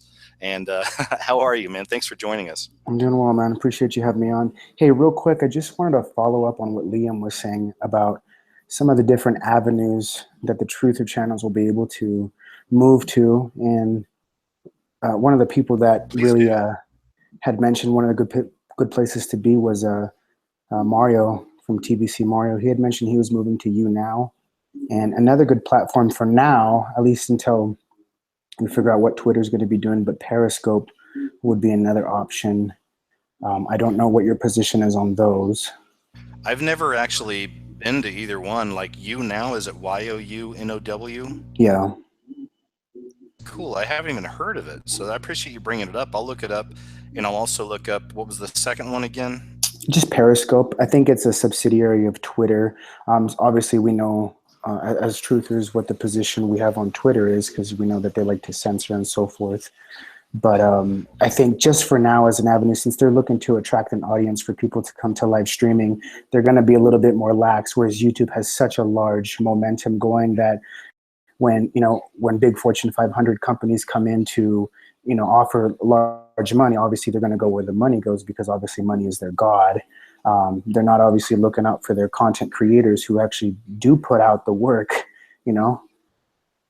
Absolutely, it's crazy. Like I said, I'm seeing all these different people get hit. It's not just the people, like I said, in the truth community and whatnot. I mean, it's like everybody. Like they're totally changing the face of YouTube and just they're wiping people out left and right, man. It is crazy. So, yeah, I'm glad you brought those up because I think that's what it'll be. And I wonder bad that they just keep chasing us all around from site to site where maybe we'll have to get back into Tor like they did back in the old days, Yeah. Or You know what I mean? better, yeah, or better yet, just to stop running away from them and, to start kind of, coming together as a community, as one. And what I mean by that is we have quite a few truthers out there, and I subscribe to many of them. And believe it or not, and I know there's probably over 500 people listening to this right now, is I find myself quite surprised that we actually probably linger around the same people again and again. It's just that we're just kind of like little chickens with our heads cut off, trying to get a little bit of content here, a little bit of content there. We find out this guy's a shill. Somebody 3 months later finds out this guy's a shill. And somehow we all find a way to communicate. But we haven't really found that platform that allows us all to communicate on one place together, So I imagine that maybe having a couple of the larger truther communities like, Gons from Face Like the Sun or Call for an Uprising, and because all you gentlemen and women have, such a strong voice in the community, and we're not afraid to challenge each other, and sometimes I see it in the group chats and so forth that everyone's kind of all over the place with their opinions and so forth. And sometimes our own Christian community is some of the most divided. And yeah, it gets ugly. The Christian it does, truth man. Crazy, dude. We can get pretty violent with each other sometimes, especially when it comes to our scripture. But I understand, we've got to have compassion because it's something that we all take very personal. Our salvation is really the only thing that we have going for us, especially if we turn away from the things of this world. And so with that said, I wanted to follow up with the whole concept of the removing of the ad revenue that took place. Part of the reason that this ad revenue comes in is from, like I said, these large Fortune 500 companies. And so guess who are the ones that are dictating all the decisions? So, well, we don't want these guys here. They're anti-Semitic, or these guys are anti-gay, or whatever it is that they are. And I said, well, look, it's just, it's our belief. And not just that, but the Constitution allows us to have that free speech. It doesn't mean that we're attacking you guys ad hominem. We're not coming at you directly for that. It's just that we don't agree with some of the things that we should be able to have a platform to voice that opinion. Do you know what I mean by that? Oh, no, I absolutely do, man. I mean, it's insane because everything's being corporatized. And I was saying it earlier in the show that's literally what they'll do is they'll take every genre on YouTube will still exist, but it's not going to be us. It's going to be people corporately backed that will toe the party line. There'll be milk toast. They'll be very vanilla. There'll be no racy humor or nothing kind of, edgy and nothing like that. No controversial topics. It's all going to be puppy dogs and ice cream. Yeah, it's all safe space for them. And so for us, because as the Christian community, how it's spoken word and how much we truly believe in our scripture, I feel like we're so easily swayed to be pushed around where they basically just grab us and they go, oh, you cute little Christians, we're going to take you and we're going to put you in the corner. Okay, let's just have you over here and away from everybody else so that you don't bother them because you guys are bigots. And then eventually they get the whole rest of the YouTube community, the secular community, and that's how they end up turning on us. And next thing you know, it becomes a witch hunt. For us, we're the ones being attacked later down the road. But this is just the beginning. Yeah, it's really crazy because, I've been on YouTube over 7 years now. It's been a long time. And I've seen so many changes. And I've seen all the different ways they try to come at us. Like several years ago, suddenly people are complaining about the trolls. There's really bad trolls everywhere. Where are these people coming from? There were ghost channels, and we'd see them on the same truth channels, like attacking people and saying stuff. And so we had the troll culture, and then they did, changing the guidelines, making stuff advertising friendly, and and now they've got the ghost restriction mode. There's a noise going on. I don't know if you can hear that or not. Is that on your end? It might be. Let me check real quick. Go ahead and keep talking. Okay. But yeah, man, like YouTube Heroes and all these different programs they've been doing, and then now they did the restricted mode, and now they're straight up. They've been chasing my tail for years, man. And I mean, like I said, a lot of my videos just straight up block it worldwide. This is not within YouTube guidelines and stuff like that. And it'll be videos that had hundreds of thousands of views. They do stuff like this all the time. So So they have all these little games they play, and now they're at the point like, okay, we'll demonetize them. So now they're just demonetizing people, and now they're straight up just shadow banning people, ghosting their channels, taking away their monetization, and removing videos at will. So it's absolutely insane how crazy it's gotten. And I think you muted yourself again on accident, Roger. I don't know if you can unmute yourself, man. Yeah, I'm here. The only thing is I got my laundry going in the background, so Oh. that's what you guys are hearing. So it's 500 Okay, people cool. listening to me wash my clothes. So anyway, real quick, what I wanted to say is, and I'm going to come down a little hard on our community right now, so bear with me here, is this is the part where I believe the push comes to shove is, yes, we're relying on ad revenue. And you were saying earlier how you were kind of living off of that before, and you had cut down to about 40% off of what you were living. And I'm sure you're probably not a flashy guy, and you're probably not living lavishly. So that really hurts you tremendously. And so the reason I say that is because now comes the push to shove, is to say, what are we going to do in the truth community? Are we going to be able to support you? And how can we do that directly? And that could be through Patreon. And what I mean by that is, I was talking to my wife, and I also prayed on this too, that we'd like to make it a part of our tithing. Not just to the church, but directly to the people that serve God, because there's areas that we can't do because most of us do work a 9 to 5. And in that time, there are people like yourself who are very talented. This is your calling. This is what you do. And you should be receiving an income for that. So my wife and I had discussed that, and it's something that we'd like to start adding as part of our tithe, and including that with the rest of the other truther communities that we would like to support.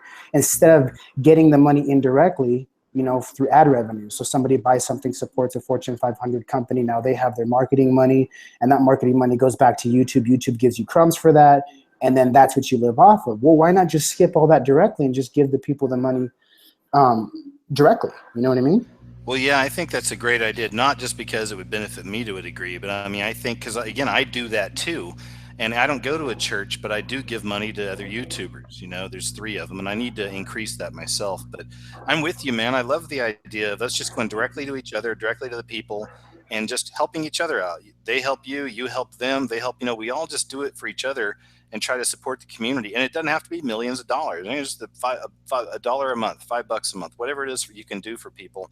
And it all adds up. And then that's how we can keep people moving. They can still stick in their work. They can still get out there and still have reach and hopefully make a change, because when the stuff goes bad, no matter what happens, whenever the stuff goes bad, we're going to need more voices out there. We're going to need these communities, as you're saying. So I'm hoping, just like you, that people will start pulling more together in these YouTube and Christian Truther. They didn't even call it Truther 7 years ago when I started on YouTube. This community has developed before my very eyes as I've been here, and I see it eating itself constantly. And that's where I think a lot of these paid trolls come in, because they'll be your friend for a long time, then they turn on you, and they do it to other channels. And I've Skyped with a lot of popular YouTube channels in this community because I'm friends with them and have done chat shows and radio shows, and we all have similar experiences with these kind of same channels. This stuff happens all the time. So yeah, it's the enemy at work too. Spiritually, of course, we look at it through those eyes. At least I do. And and this is really war. People are waiting on war. We're already engaged in one. Amen. And because of that, that's why I wanted to bring up the next subject, as far as fake truthers, or AKA shills. At this point, how I was able to come through this over the last 10 years, and I think a lot of us in the chat could also agree, whether we came through when we first began searching through the community, whether we were learning about the Illuminati, or whether I heard about it through Zeitgeist, the movie when that first came out in 2007. Oh, yeah. Or when InfoWars was starting to blow up in 2008, I was a part of that community too. David Icke was another one. And we kind of, the conspiracy theory forum brings us into this environment where there's so much information that you have to start to nitpick and see what's true and what's not. And here's what I found. At this point, after all my research and studies, it all leads back to Zionism. So what I mean by that is, that's one of the best ways that I was able to find out who's truly a truther in the community and who's truly a shill, is when you have somebody like Alex Jones constantly using the word globalist, globalist, globalist. Well, then we, in our discernment, and our spirit of discernment, should be able to say, okay, who are these globalists that you speak of? Right? Yeah, exactly. So where is the next step to where we break through that barrier that says, okay, so who are these globalists that you're always referring to? And the reason I knew that he was a shill was after David Duke had gone on to his channel And remember, we all have our opinions on David Duke and what he does, but I was really trying to listen with the spirit of discernment off of what he was saying. And as he was saying it, he kept bringing up the word Jew. And so as he kept saying the word Jew, Alex Jones finally got so fed up. He's like, oh, every word after you say is Jew, Jew, Jew, Jew, Jew. You know, and it just became a personal ad hominem attack. And in short, that's how I can say right now, as far as from what I know, with the knowledge that I've been equipped, that the Lord has given me up to this point, is to say, if they don't want to acknowledge Zionism, then you know most likely they're a shill, or that they're not quite at that level yet. Because here's the thing, as you know, that we wrestle not against flesh and blood, but against principalities and powers. That is ultimately the battle that we're here on this fourth dimensional world, or this third dimensional world, right? Is we have to realize that this truly is a battle of duality between good and evil, that you have to choose one or the other. There's going to be no middle ground, and that's where I find that the lukewarm Christians, and not to ramble, but I'm going to give you a little something that I like, this little story. Go for it, man. I got 2 more guests after you, and I will quickly say to Karen, you're next, and then it'll be Tim. Thanks for your patience, folks. Stick around, okay? I'm just going to try to give everyone some time, and Roger's on a roll. So, yeah, thank you. And I only have 4 more talking points. I wrote them down because I can, just like you, I can rant. Anyway, so there's a story that somebody once told me that says, okay, there's a wall, and on one side is the devil and his angels, and the other side is God and his angels, right? And we're on this wall walking, and on one side, God and Christ is saying, come over here, please join us, please just come down off that wall and come to this side. And then you look to the other side, and Lucifer and his demons are not saying anything. And he looks back and he goes, how come they're not saying anything? And then Lucifer says, I own the wall. So if you're on the wall, if you're a part of this world, if you're, if you want to play, well, I don't want to offend anybody kind of thing, at the end of the day, you're playing the lukewarm role because you're trying to please people instead of God.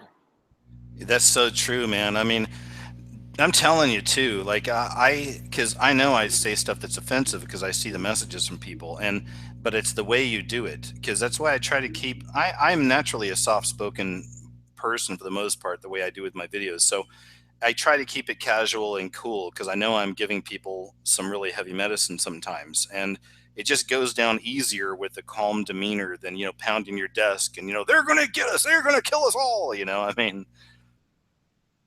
If you remember Puritan Pictures, you remember Puritan Pictures when he was still up? Yeah, I think we talked about it on one of the shows, and I hadn't heard, but one of my subs told me that he removed everything. Did he take his entire channel down? He was completely off, and I don't know for certain what happened, but I guess TVC Mario had loaned him some money, and I guess he wasn't able to pay, and I guess he was really wrestling with some demons, and I guess it was better for him not to approach it. So I really asked that everybody in the community just pray for Jared at Puritan Pictures. And the reason I brought him up is because the content that he would provide was very, very heavy. As it says, in the Bible, the difference between the type of food that we eat, that when we come to Christ, that we're just babies feeding off of milk. But then eventually you have to grow up and learn how to eat meat, which is a little bit heavy. You can't give a baby meat or else they choke. It's too much. It's too heavy for them. So Jared at Puritan Pictures was really putting out some heavy stuff. I'm talking like Venison Gaming here. We're talking David Wilkerson, right? Yeah. And David Wilkerson can be very heavy. And that's the kind of stuff that when you're first coming to Christ, if you hear somebody like that, it might turn you down. But to me, I'm fascinated with Wilkerson because I love that direct approach. I love that confrontational, in your face, tell it like it is mentality. Roger, he's one of the few pastors that I watch privately on my own, David Wilkerson, just because there's no one else like him. And I'm not a big fan of organized religion, obviously, but one of the only pastors I've ever seen that I can really feel he has the Spirit in him, and he has righteous condemnation, like righteous anger. And yeah, he's interesting. If y'all out there listening, some of the audience don't even care about all this stuff, but I know a lot of you do. So if you're interested, if you, I haven't seen any David Wilkerson exposed. I don't know if he's done anything bad or whatever, but some of his sermons, they'll just light you on fire. They're pretty crazy, but go ahead, man. So I'm going to try to finish up here. I wanted to give you guys a little bit of meat for today. That way I'm not taking up the chat more than I should. So I lived in California, and then I eventually moved to Salt Lake City, which obviously we know is Mormonville, right? And Yeah. Praise to the Lord that I was saved at 14 years old, walked away from a very dysfunctional life that I had, that I was born into, never had control over, and was able to give my life to Christ at a young age. And then little by little started to really fall into a Christian lifestyle from a young age, on my own, of course, but through the help of the Lord Jesus Christ, thankfully. And when I moved to Salt Lake City, I was fascinated with the Mormon church, because I go, look, man, you guys are so beautiful, and you guys give such a wonderful impression, and your families are so wonderful. I have to know what you guys do right. You guys must be doing something right? So I investigated the church and ended up joining the church. And this is obviously after I was already saved, gave my heart to Christ. And I joined the church specifically so that I could see on the inside what all the fuss was about. I heard people saying that it wasn't undercover. Yeah, I kind of went in there with that mentality, but because I'm a little bit more confrontational and direct, it's a little bit easier for me to deal with people who are intimidating, because it's just my personality and nature. So as I started attending the church, I was quite a regular there, and I would constantly ask the question, when are we going to learn about Jesus Christ? I know you guys have testimonies and you want me to give a testimony of Joseph Smith, but I don't have one. I have a testimony of Jesus Christ. The last time I went to church, they asked me, we'd like you to come up and share your testimony. And I guess the bishop didn't quite think this one through and didn't know who I was. We had just moved to the area. And I had gone up in front of a congregation and began telling my story of how I came to Christ. And all I got was a bunch of blank stares, people looking around at each other. And everybody was confused, because you go up there to give a testimony of Joseph Smith, not Jesus Christ. And I went up there and I totally flipped the switches on them. By the time I was done, I came back down and the bishop was like, thank you, that was interesting. And that's when I knew something was up. Now, keep in mind that I had been investigating a church, but I'm going to share something real quick with you, and then I'm going to get going. Okay. History of the Church, Volume 6. This was written in 1926 when this was printed. And if anybody ever needs a copy, if you come to Salt Lake City, I'm sure you could probably find one. They're a little hard to find, but if you can go to a vintage bookstore, you can find one. This is directly from the history of church. I'm going to read this to you. Come on, ye prosecutors, ye false swearers, all hell boil over. Ye burning mountains, roll down your lava. For I will come out on top at last. I have more to boast of than ever any man had.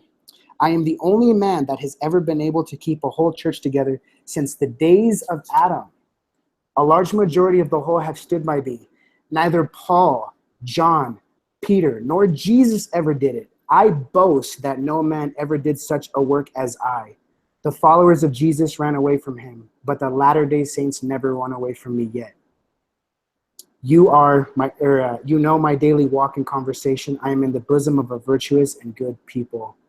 Wow. Wowzers. Yeah, especially it's the boasting, man. Wowzers. Yeah, that is just, well, and I know some people probably got pissed about that. We may have some Mormons listening. We have a little mix of everything I've found throughout the years here. But, the truth is the truth, man. I've certainly done my fair share of research on the Mormons, and huge Freemason connections is one thing anyway, and that's just right there. And then beyond that, the weird esoteric knowledge, and we get into the Joseph Smith stuff, which is, if there's ever a definition of a false prophet, I'm sorry, that's definitely one, I think. For sure. I agree with you there. So I'll leave you with this. I know that the truth community is under attack. I really urge everybody strongly, $1 a day or $1 a month. I mean, that's really doable. Come on, we can gather 4 quarters, 10 dimes, 20 nickels, something to put together. And that alone, with everybody's input, if 500 people in here, that's 500 extra bucks. I could pay a couple bills for you. Man, that's awesome. Thanks for that. And just for the audience knows, I did not pay Roger ahead of time to say that. No, I'm clearly a shill. He's a shill. Roger's a shill. He's a shill. No. Shut him down. Roger, I love you, brother. And thanks for that, for the encouragement, the support, and just the thinking like that, and for sharing that awesome knowledge, man. It's been a pleasure meeting you. Likewise. And I'll see you in the chat real soon. The next time you have a live stream, I'll be on as well, but I'll probably be hanging out in the chat as well. All right, cool. Take care, and we'll talk to you later. Thank you, brother. Take care. Bye-bye. All right, see ya. All right, cool. That was pleasurable. It's been great talks tonight, guys. I hope you're enjoying it in the chat room. I haven't really had a chance to check you out over there, but I see we still have well over 500. So thank you very much for all the people being here and just listening, man. Tonight we rolled the dice. I put the link into the live show, and we got just several great people here. We got one troll that keeps coming back, but it's okay. We can keep booting them out. Karen, if you're there, can you unmute yourself and let's see how you're doing tonight? Hi, KJ. Can you just call me Kay? Everybody kind of messes up my name. It's actually Corinne, not Karen. Okay, I'll call you Kay. Sounds good. Sorry about that. Thank you. I just want to say that, you know, at a young age, I just want to say that, you know, Jesus Christ has been absolutely amazing towards me. You know, I've gone through my mother walking out on me, my best friend, which was my grandmother, passing away on me, and, you know, my father who lost a business, got divorced, lost it all. But you know what? At the end of the day, it's always going to be Jesus Christ who brings you back up. I love that. I have to ask you, how old are you, Kay, if you don't mind me asking? I'm 15 years old. You know, what a pleasure. Good, thank you. I love hearing from the younger people. It happens not as much as I'd appreciate, just because it's good. It's a good perspective to hear someone who loves God so much. And I know you've gone through a lot, and I'm sorry to hear that, but you sound like you're wide awake and aware. So please continue, Kay, whatever you want to talk about. Go ahead. well, you know, I just want to thank the truthers out there. I know there's a lot of being censored out there, and I just want to say I am truly thankful that you guys are putting out your content, and you know, and so on. You know, originally I had first learned about the secret societies based on my grandmother, whom I mentioned was my best friend. You know, I was into heavy rock as at a young age, so my grandmother was always telling me about secret societies, and I was always off at the left corner, like, yeah, she's just crazy over here. So, but originally, you know what, you know, I just want to say that, you know, no matter what you're going through, no matter how hard or the times it's going to be, Jesus Christ is always going to be there with you, no matter what, you know. And I, you know, as early as a young age, you know, like I said, my mother walked out on me, but, you know, I prayed for her. You know, I was the worst child to my mother, and, you know, that's the God's honest truth. You know, I called my mom every name in the book just for leaving me and my dad. But you know what? Aw. It comes to a point that you got to forgive. You can't go on hating somebody. You know, if Jesus were to come back and take a look and say, why are you hating? For haven't you sinned? You know, but I love it. That's wisdom right there. thank you. You know, and my mother had eventually gotten pregnant, so I got mad, furious, but you know what? Again, at the end of the day, you know, Jesus is, you can't hate, you know, you can't hate, you know, obviously this happens for a reason. You know, I love you and I don't hate you because of your sin, you know, but you know what, I'm sorry, go ahead. No, go right ahead. I'm sorry, there's a small delay and sometimes it may seem rude. I don't mean to cut you off. I just wanted to ask you, I'm very curious. How old were you when you found the Lord? How old were you when you made that transition? And were you raised in church?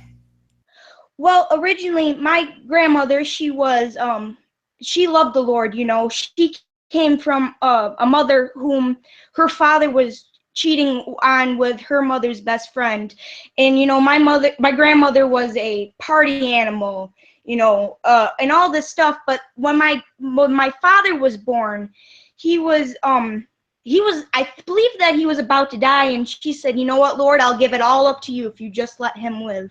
And that came to be, and you know, she changed her ways. So through her change, she eventually taught me about the Lord at 4 years old, and had saved me at 7, and I was baptized at 14.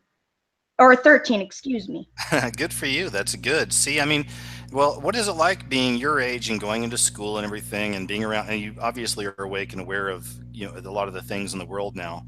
And what's that like? I mean, I mentioned earlier in the show that I'd read in a forum over the last few weeks where it was a lot of parents talking about their children, a lot of them around your age, that are fascinated with the Illuminati, and they talk openly about that. I mean, have you seen anything that like that yourself? Well, everybody makes a huge joke out of it. It's a laughing fest. And originally I originally talked to my favorite teachers about this too, and I was gonna do a PowerPoint on it, and I was so excited, me being the teacher that I am, it just got out like, hey, let me type all this, but something originally inside, because I was doing a Lester Crowley and Anton LaVey, and all these things I shouldn't Wow. be doing, and God just told me don't do it. You know what, just, and I believe that I had signed your channel, and I don't know if you heard of the Black Child and all that. I'm a huge fan of him. Yeah, we've been friends on YouTube for years. We've talked on YouTube, like messages with each other from time to time, but he's one that I've tried to get on in the past for chat shows and radio shows, but he's just very shy. But I'm not going to stop trying because I'd love to talk to him. But yeah, I know the Black Child. Go ahead. I love him too. He so originally as a teenager, I'm out of the norm. I'm like, oh, she brings her Bible to school, and those who pick on her, she gives Bible things that you pass out normally to atheists and those who don't believe. So it's just like I said, a laughing stock. And we have a lot of at my new school, because I move constantly these past years. It's just been like a laughing stock, and nobody understands. And it's just so targeted at the youth that they're just basically blind to what they see, blatantly, obviously.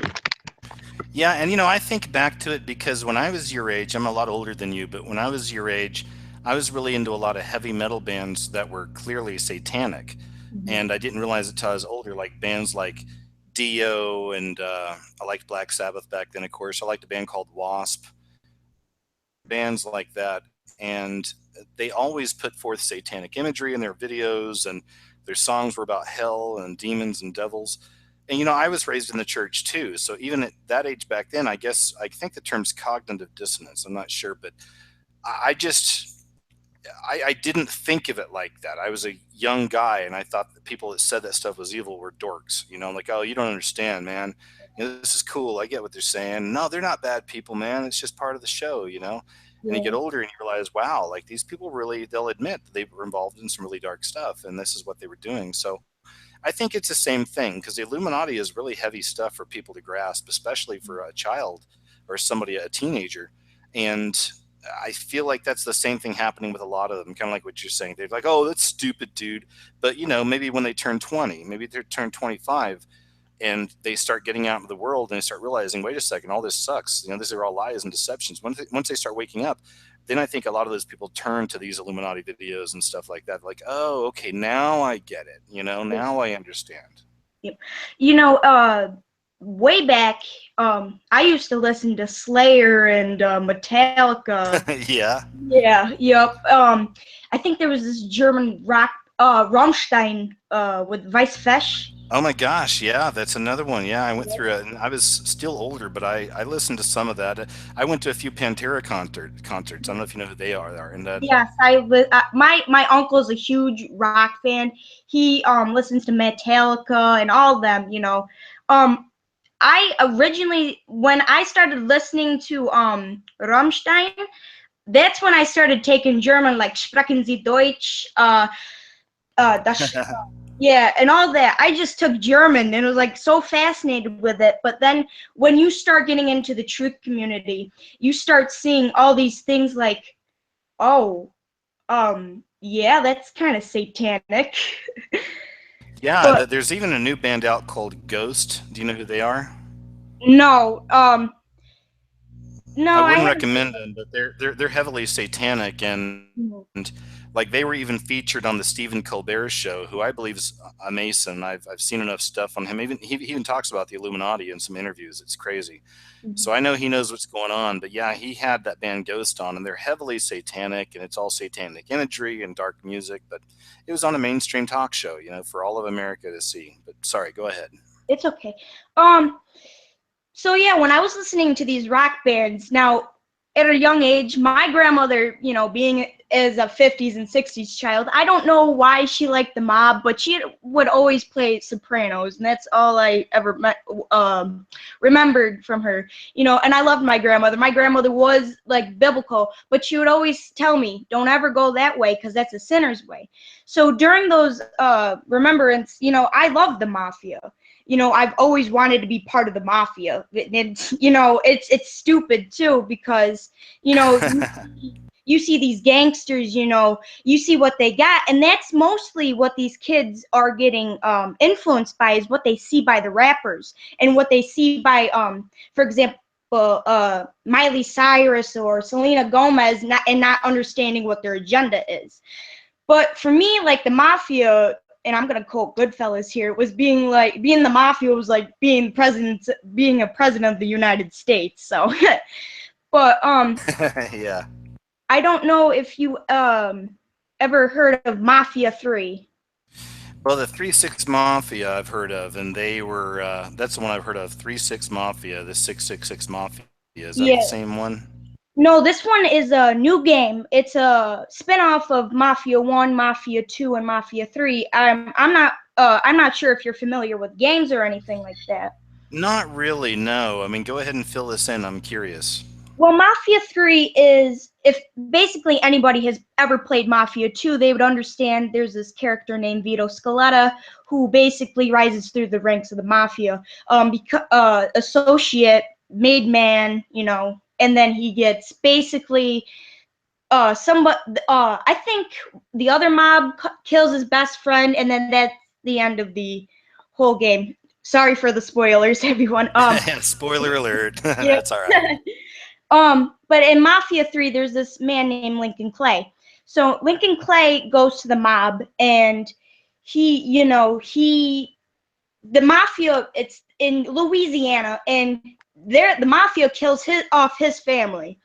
So basically he wants to get revenge on the Mafia.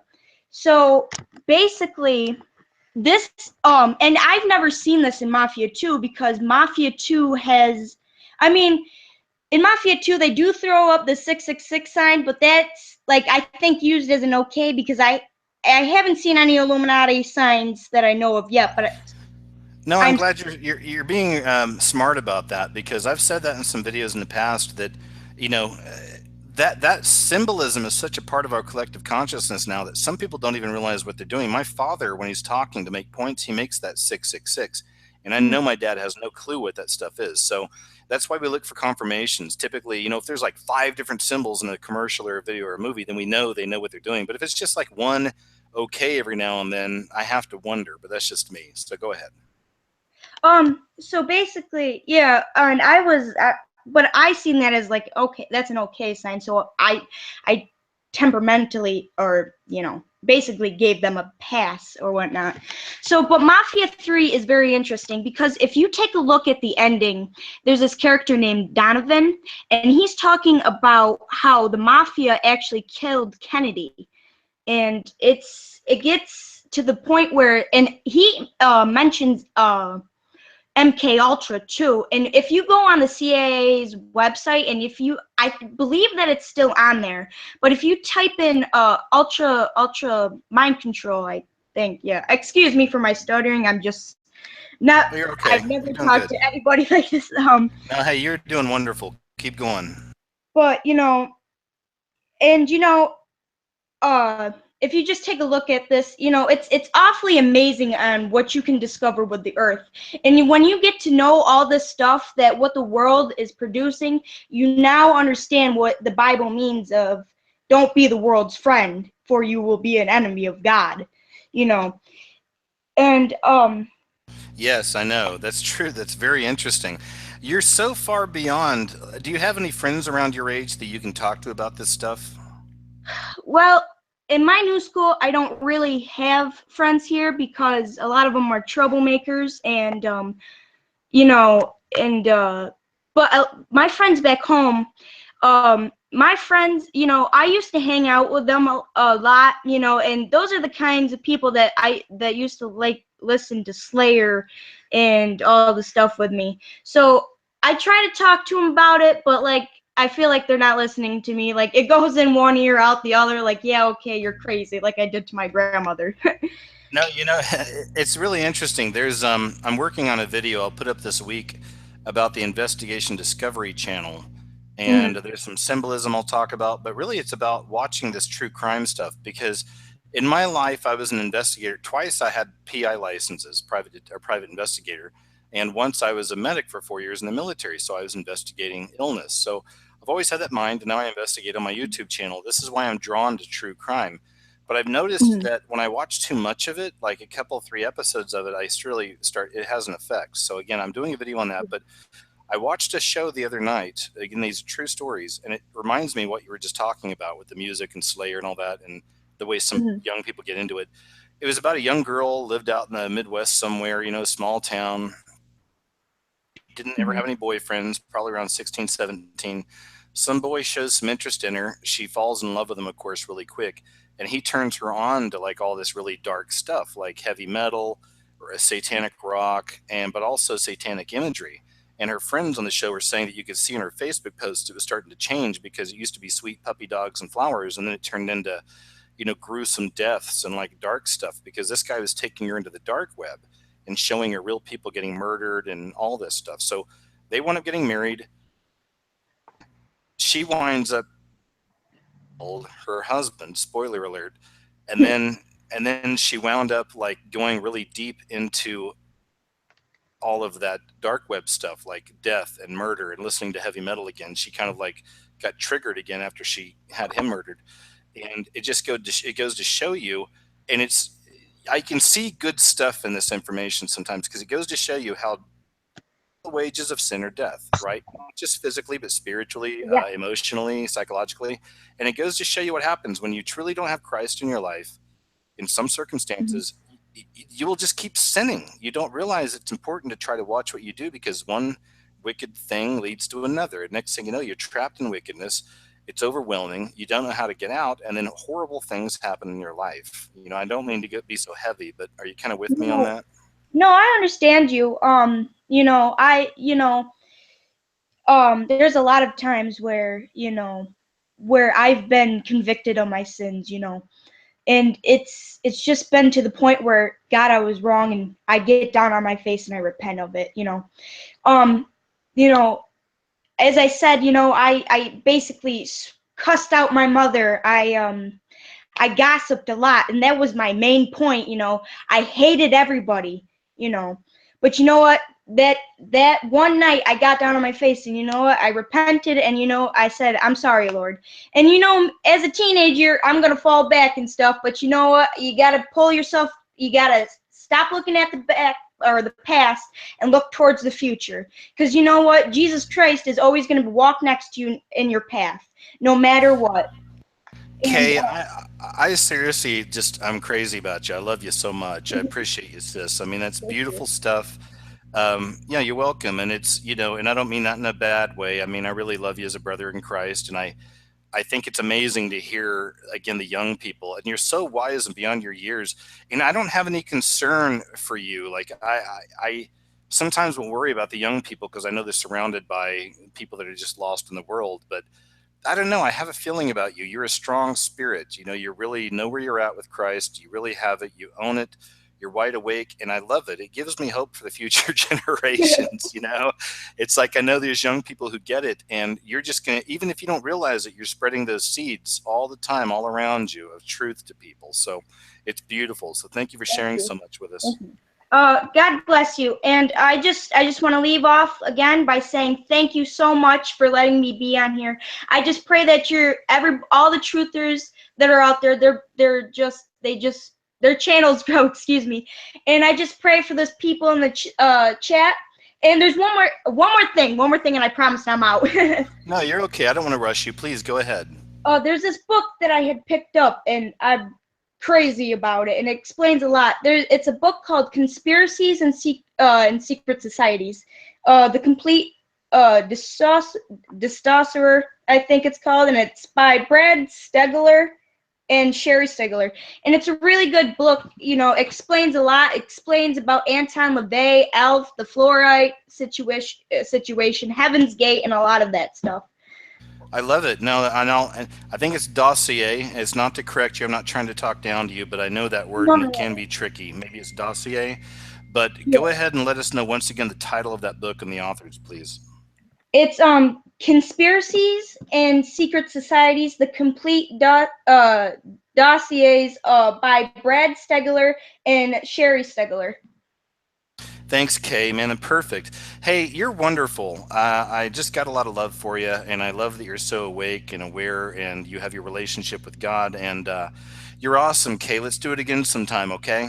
I will certainly do that, and I'm trying to plan out to try to do a channel, but, you know, me being me, I'm so nervous to speak to everybody. But you know what? I'm going to plan to do that, and I just want to say God bless you guys. Thank you so much. Thanks, Kay. Take care. You're awesome. I'll talk to you later. Thank you. God bless. All right, man. Well, that was very pleasant. I love it when the younger generations call in, you know, or jump in the chat. Hey, Timothy, are you there? I'll double check and see if you're still there with me. Whoa, living on a prayer. Hey, what's up, man? What's up, man? It's great to hear from you. How are you, Timmy? It's good to hear from you too. It's well, you're gonna wing it tonight, throwing the link out there, and got some riffraff going. But hey, it's the way that it is. It keeps it interesting. Yeah, it keeps it interesting. You know, we roll the dice sometimes. We see what happens, and whoever that person is, and I have my suspicions, but I don't want to turn into one of those channels, but you know, it's just funny because they obviously listen probably every week and are probably waiting for that opportunity, you know. But hey, whatever, it keeps it interesting. Yeah. So I always say haters gonna hate, man, and it's I thought it was some good comic relief tonight, to be honest. Exactly, right? Yeah, it was so weird. I did a broadcast last night, kind of at the last minute, on World War III and just some of my thoughts about it, and I had like 20 all at once, right? And I don't care about likes or dislikes. It doesn't really matter to me. But I just thought it was really weird. Like right now I see you've got 12 dislikes. I got 25 dislikes and literally in 5 seconds. See, man, and I'll tell you that there's every video I make and every show I do, especially the videos, are guaranteed at least 30 thumbs down within the first, usually half an hour. It happens really fast. And it's been that way for years. Right, and it's the irony is they're the ones that get your notifications automatically, right? And then you got loyal people that really want the notification. They can't get it. I've actually been getting your notifications recently, so I've been happy and thankful for that, at least, you know. Good. Yeah, I'm thankful too, man. I mean, you know, it's crazy. I'm still able to like do what I do, and I can still kind of float through right now. And like I say, it's hard to say goodbye to YouTube. I mean, I've loved YouTube for years. I mean, I think it's a brilliant platform, but you know, as we've said time and time again here lately, it's changing, you know, and we see that it's basically, well, and it's gone through some, die. Yeah, it's gone through some shakeups from time to time, and there's been a lot of the truthers and the Christian community saying, hey, we're going to have an exodus off of YouTube, you know, the end is here. And that's happened about 5 times. You know, I think I started about 2 years after you did on the channel, and we've seen a lot of changes, right? And every time you get used to one thing, then all of a sudden Google does something different, or when Google got in bed with YouTube, we saw a big turnover. Then you know, I mean, it's so on and so forth. What I find very interesting is I just went through my video manager recently and I looked at it, and a lot of the videos that I have mirrored, that it's not my content, I don't own it, I don't claim it, but I did have it monetized, because when you monetize, you just click it and it monetizes YouTube or on YouTube for the money. Most of us don't make enough to make it worth being here for the money, especially smaller channels. And you know, to me, it's just very disturbing that a lot of the videos had been demonetized, but there was not even a notification to tell me, hey, you know, X number of videos have been demonetized. and they weren't my content, so I really can't get too butthurt anyways. But I found this very, very odd, right? One of the reasons that, and a lot of y'all have talked about this, so I won't go on too long about it. You know, I'll run my mouth, so just tell me to be quiet. But had an Aztec codex, right? And it shows the Aztecs actually basically sacrificing a giant. And, you know, I'm real into the Nephilim and the giants and stuff from the Bible. Wow. Yeah, now that video had been monetized for a long time, and it's real short, and it's just mirrored from somebody else, right? And it's, you know, I don't even remember. Usually I try to put the original links and stuff in the video description box. That way, you know, it's everybody, it's a win-win for everybody. But I've made my channel to mirror videos because a lot of the best videos that I wanted to draw from just magically disappeared, right? And that was like 5 years ago. Yeah, So- yeah. It's crazy how much has changed and how many channels are no longer here. And that's why it blows me away at how vicious not just the paid trolls are because they get paid, but like just the troll trolls, the weirdos, the freaks that chase after you and do everything they can to, like, you know, get you. You know, it's like, it's crazy to me, man. Like, do y'all even realize what you're doing? Because we're all going away anyway now, it seems. You know, they're killing us all off as it stands. And after being on YouTube 7 years, like I said, I've seen so many great up and coming channels just disappear, you know, and time Well, and and time that's- again. Yeah, and that's why I felt it imperative at the time before I was making my own content, which you actually encouraged me to do with the Rainbow Warriors video. And I think that you should remake the Rainbow Warriors video in your own fashion, the way that you make your videos, because the message is there, the symbols are there, and I think you could add a lot to it. Thanks, man. Maybe I will. That'd be a good subject, and I want to throw something in because wasn't that about the Rainbow People? Is that the one we were talking about? Well, yeah, there's a prophecy. I think it's an Islander or Hawaiian prophecy about the Rainbow People and that they would come and bring peace, and there would be Rainbow Warriors that would fight for basically all of humanity, the race of humanity, not specific colors. That's the way I understood it. And I mean, it's a lot more complicated than that, but just for time's sake, I'm being brief. What my video was a play on words, which I do often with my titles. The play on words was for Rainbow Warriors, and what I did was I took the good guys that are from the native prophecies, which do or do not align with Scripture, rather you want to put that into the mix or not. But the Rainbow Warriors I was talking about was exposing the militant agenda of the LGBT, and now you can add Q, and there's another letter or two after Q. It's disturbing, but I think it's 10-12 minute video that basically just explains some of the symbology. It breaks down the rainbow and how the rainbow is being used to mock God, right? And the Bible says God will not be mocked.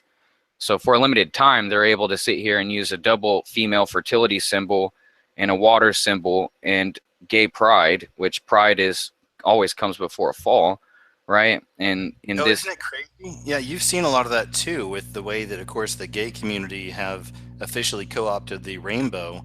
And even during this last Super Bowl, there were like 2 or 3 commercials that featured rainbows and very effeminate type men. And again, that you're right, it's a perversion. But we know this. This is the as above, so below paradigm that's manifesting right before our eyes. You know.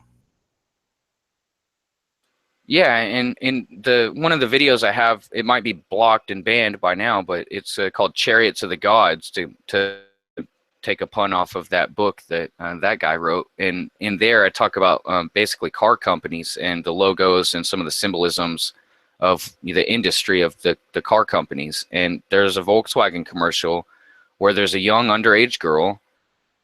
She's riding along with her dad. The dad says something along the lines of, hey, every time a Volkswagen goes past 100,000 miles, a German engineer gets their wings.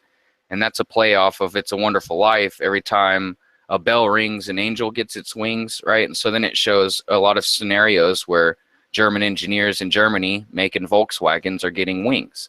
And one shows in an elevator, a man and a woman, right? And at the awkward silence, it's a really pretty girl and, an awkward looking guy. He grows wings all of a sudden because apparently a Volkswagen crossed 100,000 miles and the wing smacks her on the buttock, right? And so she hops up and gets basically sexually harassed and ogled, or I can't remember if that's even a word or not, but basically she's getting felt up by this angel wing, right? And she slaps him. And then right after that, it shows another example of two guys in the bathroom at the urinal, which any guy could say, hey, it's awkward standing next to another guy at a urinal. And in this commercial, it shows one of the engineers, they both have wings. One's got a really large pair, one's got a very small pair. And the guy with the small pair looks at the other guy's penis and gets a look on his face like, ugh, wah, wah, wah, wah. You know, wow. yeah. And so the suggestion there with, you know, for anybody with any measure of common sense, and if you're a guy, it's, you know, we've all had that experience if you've ever used a urinal. The guy basically has an inferiority complex because not only are his wings small, but so is something else. And it's very disturbing, right? And It is. Then it's the cuckoning, man. It really is. But go ahead. Yeah, exactly. And then it goes back to the girl and the dad in the car. I mean, there's a couple other examples, but there's a girl and the dad in the car. Now, this girl's maybe like 12 to 14. I just want to give kudos to Kay because she was awesome. She gives me hope for the future. You know, I agree. I mean, what a great girl. Yeah, like a great. I don't want to call her kid. A great teenager. You know, very wise. Go ahead. Yeah, and they probably don't like this, but as I get older, I call them youngsters. But that youngster right there gives me hope for the future. You know, I still feel like a youngster myself, and people treat me that way. But in the commercial, right, it goes back to this youngster in this car with her dad, right? And she might be between 12 and 15 max. And she's like, yeah, right, Dad. And rainbows might shoot out of my butt, too. And then it goes to an adult male who already has his wings. And then all of a sudden you see not a rainbow come out, but you see the light of a rainbow reflecting off of his face. And he gets a look of uncomfortableness on his face that, hey, a rainbow just shot out of his butt. And he starts out looking like he doesn't like it. And then it's like, oh, wait, maybe this is pleasurable. And that's the end of the commercial. You know, and to me, like That's that, sick. right? Yes, and that I'm pretty sure that was a Super Bowl commercial. Imagine that, right? And so I mirrored videos on my channel because of what you were mentioning. When a channel disappears or gets shut down or they decide to just quit doing YouTube, all the video content they have up disappears too. So I started mirroring videos, and man, when I saw the list of all the videos. Go on, I'm sorry. Go ahead. Sorry, CB. You noticed that there's a lot that are being taken down, and Well, yeah, I never was made aware that they had been demonetized, and it goes back to the only thing y'all haven't mentioned tonight. And then one of the guys earlier, I don't remember his name, but he accentuated really well that it's a conglomerates getting in bed together. You know, the right hand doesn't know what the left hand is doing, but they have to scratch each other's back at the same time. So I forget, a couple weeks ago there was a real big backlash on YouTube because they had basically really bad videos, and then the advertisements on the when you're monetized, you don't, unless you set up the settings, you don't really get to pick and choose what the commercials are to an extent, right? And so that's one of the main reasons why I monetized was because Google had already monetized my channel anyways, and then they were picking the commercials. So unless you monetize, you have zero control. So to have what limited control they give us, I monetized. And also it takes a lot of time to do what we do, but I just want to point out, it is free to be on Google Hangouts, to do a YouTube live stream, and you don't need fancy effects and 3D and blah, blah, blah. Anybody that says it takes money is not telling the complete truth. yeah, that's true. Yeah, you can do they- it for free. They still have some amazing things on YouTube, and that's again what makes it so hard to say goodbye. You know, it's like stuff like this. Like, look, we have a great audience. We've had well over 500, and again, I'm not a view queen or anything, but it's nice to see that we have a lot of people listening, and you can bring a lot of different people from different parts of the world, from different experiences, and we all bring them together, you know, and just like chat and hang out, you know, and talk about things that matter. It's beautiful, man. It really is. I hope it continues for a long time, but if not, I'll just jump to Spreaker or something, and you know, we'll do what we got to do, you know. Well, and I kind of look at it like the same thing as investing. You know, if you're going to invest, you're supposed to diversify your investments. And so I won't leave YouTube. You know, they're the hand that feeds, and not that I take food or sustenance from them, but to me, no matter how much they scrutinize or how much they come at me, I think it was Full Metal in the chat that said haters are motivators. So rather it's Google hating or trolls or whatever. When I was mirroring videos, because I didn't have my own content, I felt like I needed to defend their position to the degree I agreed. And I've seen now it took maybe 2 years of commenting back and forth and discussion and debating. I've seen trolls and shills get converted to Christ, to come to a saving grace by faith. That's good, man. Well, that's really good. I love to hear that. That's important that you put that out there too, as well, because it's easy to kind of, you know, really almost want to hate some of these people back that hate you sometimes. And it's important to remember, we have to remember to try to love them, pray for them, you know, guide them, you know, do the best we can. And I'm not the greatest at that sometimes. I'm real snarky, and sometimes I'll say things back, you know, and then block them, of course, so they can never respond, or so you don't have to see it. But I know that's a dirty little trick, and you know, I do it sometimes, and I realize that when I do, I don't feel right. I mean, I feel like I'm being lesser than what I should be. But no, it's good you put that out there, man. That's good stuff. Well, it reminds me, they just said something in the chat that makes me think about it, but trolls' lives matter, you know? We should care about their eternal lives too, even if they're getting paid. And I've had people that have been getting paid to at least censor to some degree. I've been almost scammed on Facebook by a guy named, what was it, Lucius? Right? Oh, wow, Lucifer, you're going to come at me like that? Like I'm oblivious? I mean, you can't make a lot of these things up, and it's really, it's crazy the days that we're living in. And so, you know, when YouTube had some of literally like super crazy videos, well, some of the advertisers that were against what the message was in the video didn't like the kind of randomness that the algorithms place the advertisements on based on the demographics and the algorithm of who's watching. And, you know, because sometimes it's like, it's like water and oil, right? Well, my YouTube channel is going to advertise this. Like I've got somebody I know, it's got a Christian YouTube channel. I won't say their name or anything, but they had a Freemason, like selling Masonic jewelry and stuff. That was one of the ads placed on their video. Wow. Yeah, and so they didn't have any control over that ad. And in the comment that they took over there for that ad, right? But he didn't have any control over it. So, yeah, there's a guy on YouTube, and I can't remember his name, but he's a Satanist and an occultist that actually practices black magic, and on his channel he had to change his name. I won't say his name to give him any. Okay, you know then. Okay, yeah, you know. Yeah. Uh-huh. Well, man, that dude must have paid for ads, because for like several months I had people saying, "Why are all of your ads from this guy's channel?" And they were. So somehow this dude had like put his ads on every one of my videos, and they were all teaching people how to do black magic and stuff. So yeah, you know, there's something there. Well, it's basically a pay to play, and then the bigger you are, the more basically the more pool that you'll have, and it goes on, and that's one of the reasons why I came in. You said if you've been on before, you know, don't come on.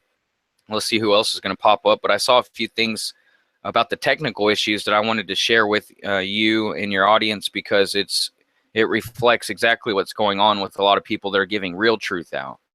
Right? Yeah, go for it, man. Well, one was having all the videos demonetized, and there was some backlash a couple weeks ago because there were crazy videos with advertisers that didn't like their advertisements being next to those videos. So YouTube basically got a slap on the wrist, and what they did was they went back and have re-scrutinized a lot of people's content. And so in that process is where the ad revenue's gone down this last month, because we as content creators and YouTube channel or YouTube partner or whatever you want to call it, content creator, we were never made aware that this was going on. This is one of those good old boy things that they decided this in, you know, some secret meeting on some boardroom. And what ended up happening was now, and the example I was giving as the prime example was that Aztec Codex. It's an ancient stone carving that shows with, you know, like pictographs or whatever you want to call them. These Aztecs, Native Americans, slaughtering and offering up as a human sacrifice a giant. And so it's only about 3 minutes long. It's on my Giants playlist, but that I checked my Google Mail, which I never checked that, and it said, "Hey, your video's been demonetized." That's the only notification I got out of like over 40 videos that had been demonetized. That was one notification for. When I looked at it, it said Aztec Codex shows natives killing giant. So I just changed the name to Aztec Codex shows giant and cut off the murder portion of it. And they said, Well, your video after another look has been now approved for monetization. So take out murder or killing, and there you have it. Another Yeah. thing that's been, I'm going with this. Another thing is you've mentioned this 2 times tonight that I remember, if I may not, but I don't tag any of my videos anymore. I used to spend a lot of time getting the right tags and, you know, to try and get more traffic over to the channel. And now that I don't tag any of my videos with anything other than the ones it automatically puts, because I don't tag, I've gotten a lot less heat on my channel and my content. I still have a lot of, but yeah, so Hey, just to let you know, Timmy, you're breaking out just a little bit here and there. I don't know if you can, I don't know what's happening on that end. Just letting you know, because I want the people to hear everything you're saying. Because I caught you to the point where you said you're not tagging anything anymore. So go ahead. Okay, yeah, I just changed one setting, and that's all I can do. Hopefully you can hear me better now, but okay, cool. Since I don't actually tag anything anymore, I get a lot less heat on my channel and on the content. But when I used to tag things, I think that flags the algorithms even more, so you're more highly scrutinized at that point.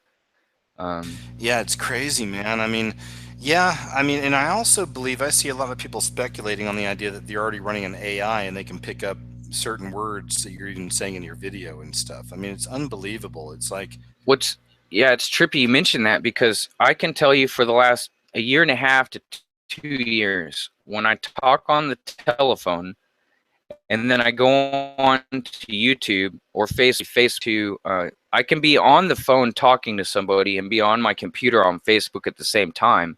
And the actual things that I'm talking to the person on the phone will be one of the first featured things either advertised or will be, I can mention a friend on my, you know, on my Facebook friend list, somebody I went to school in kindergarten I haven't talked about or seen in 15 years, right? And I can mention their name on a telephone call, go on to Facebook, and then all of a sudden their stuff will pop up in my feed.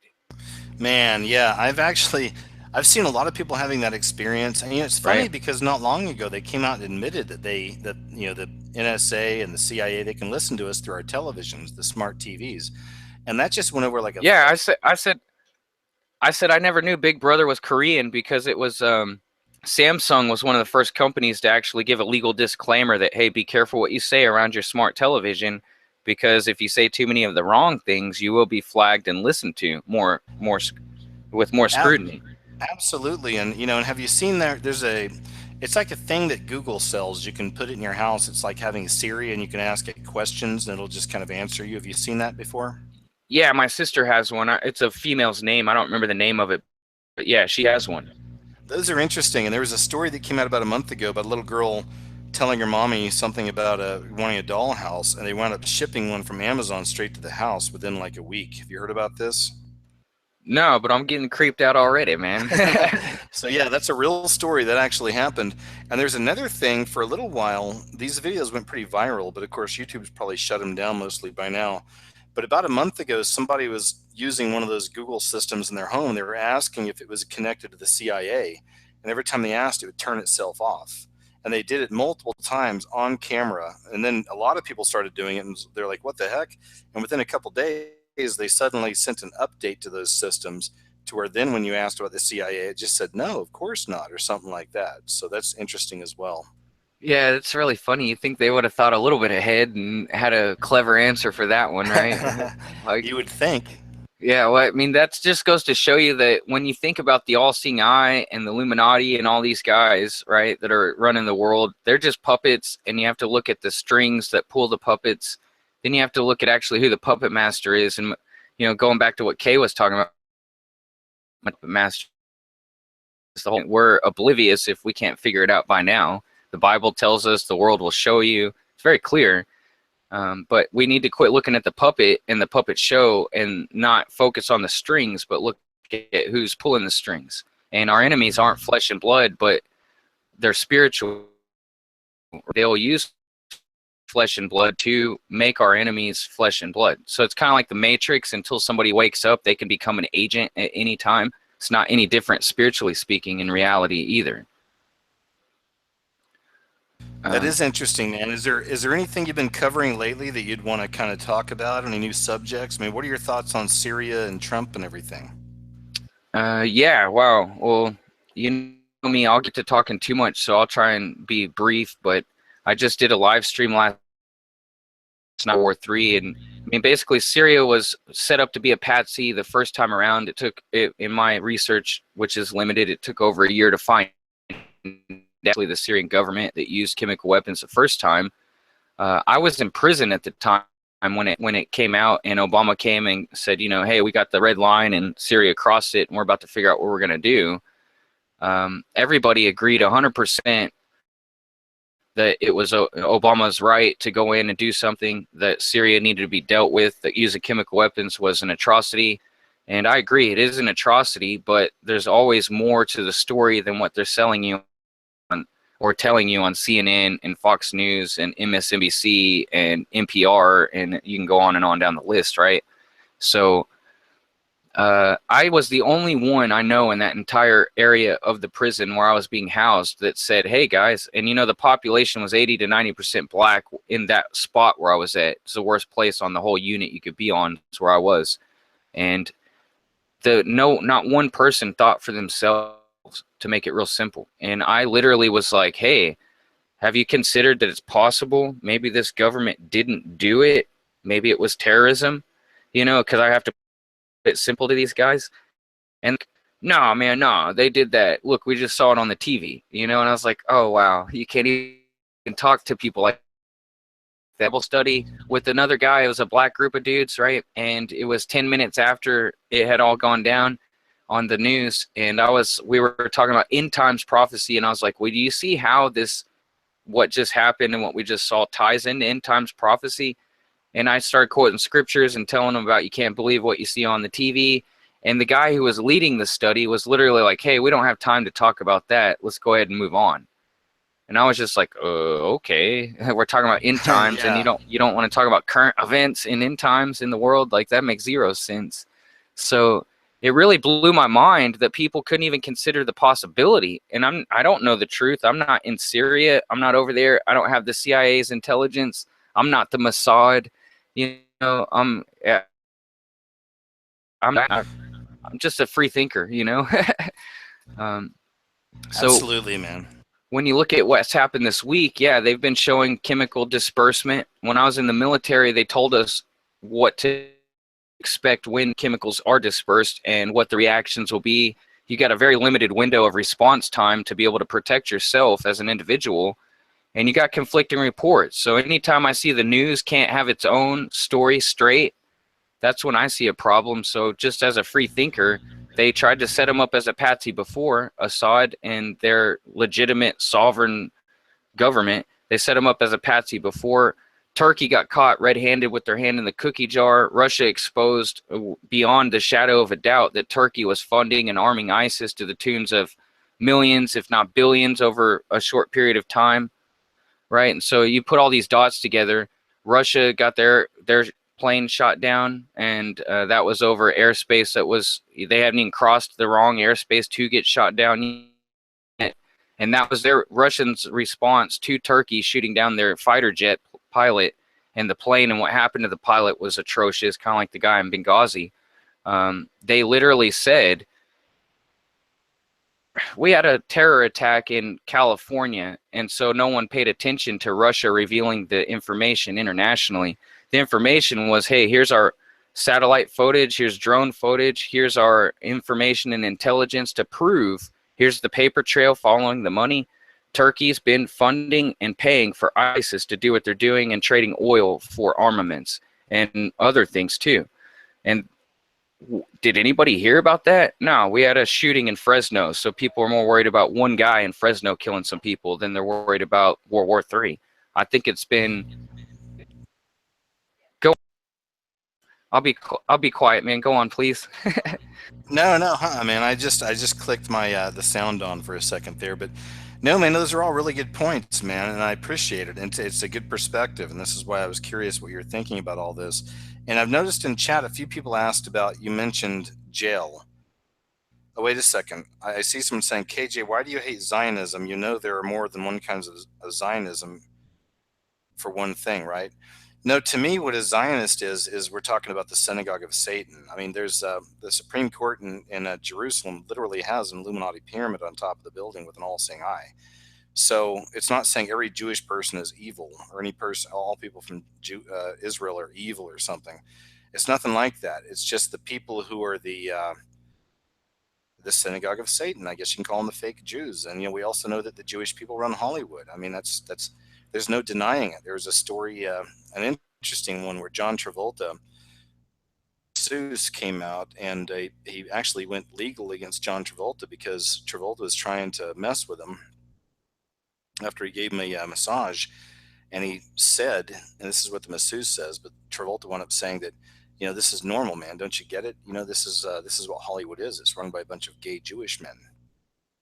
So, just little things like that. So we know that there's definitely that element involved.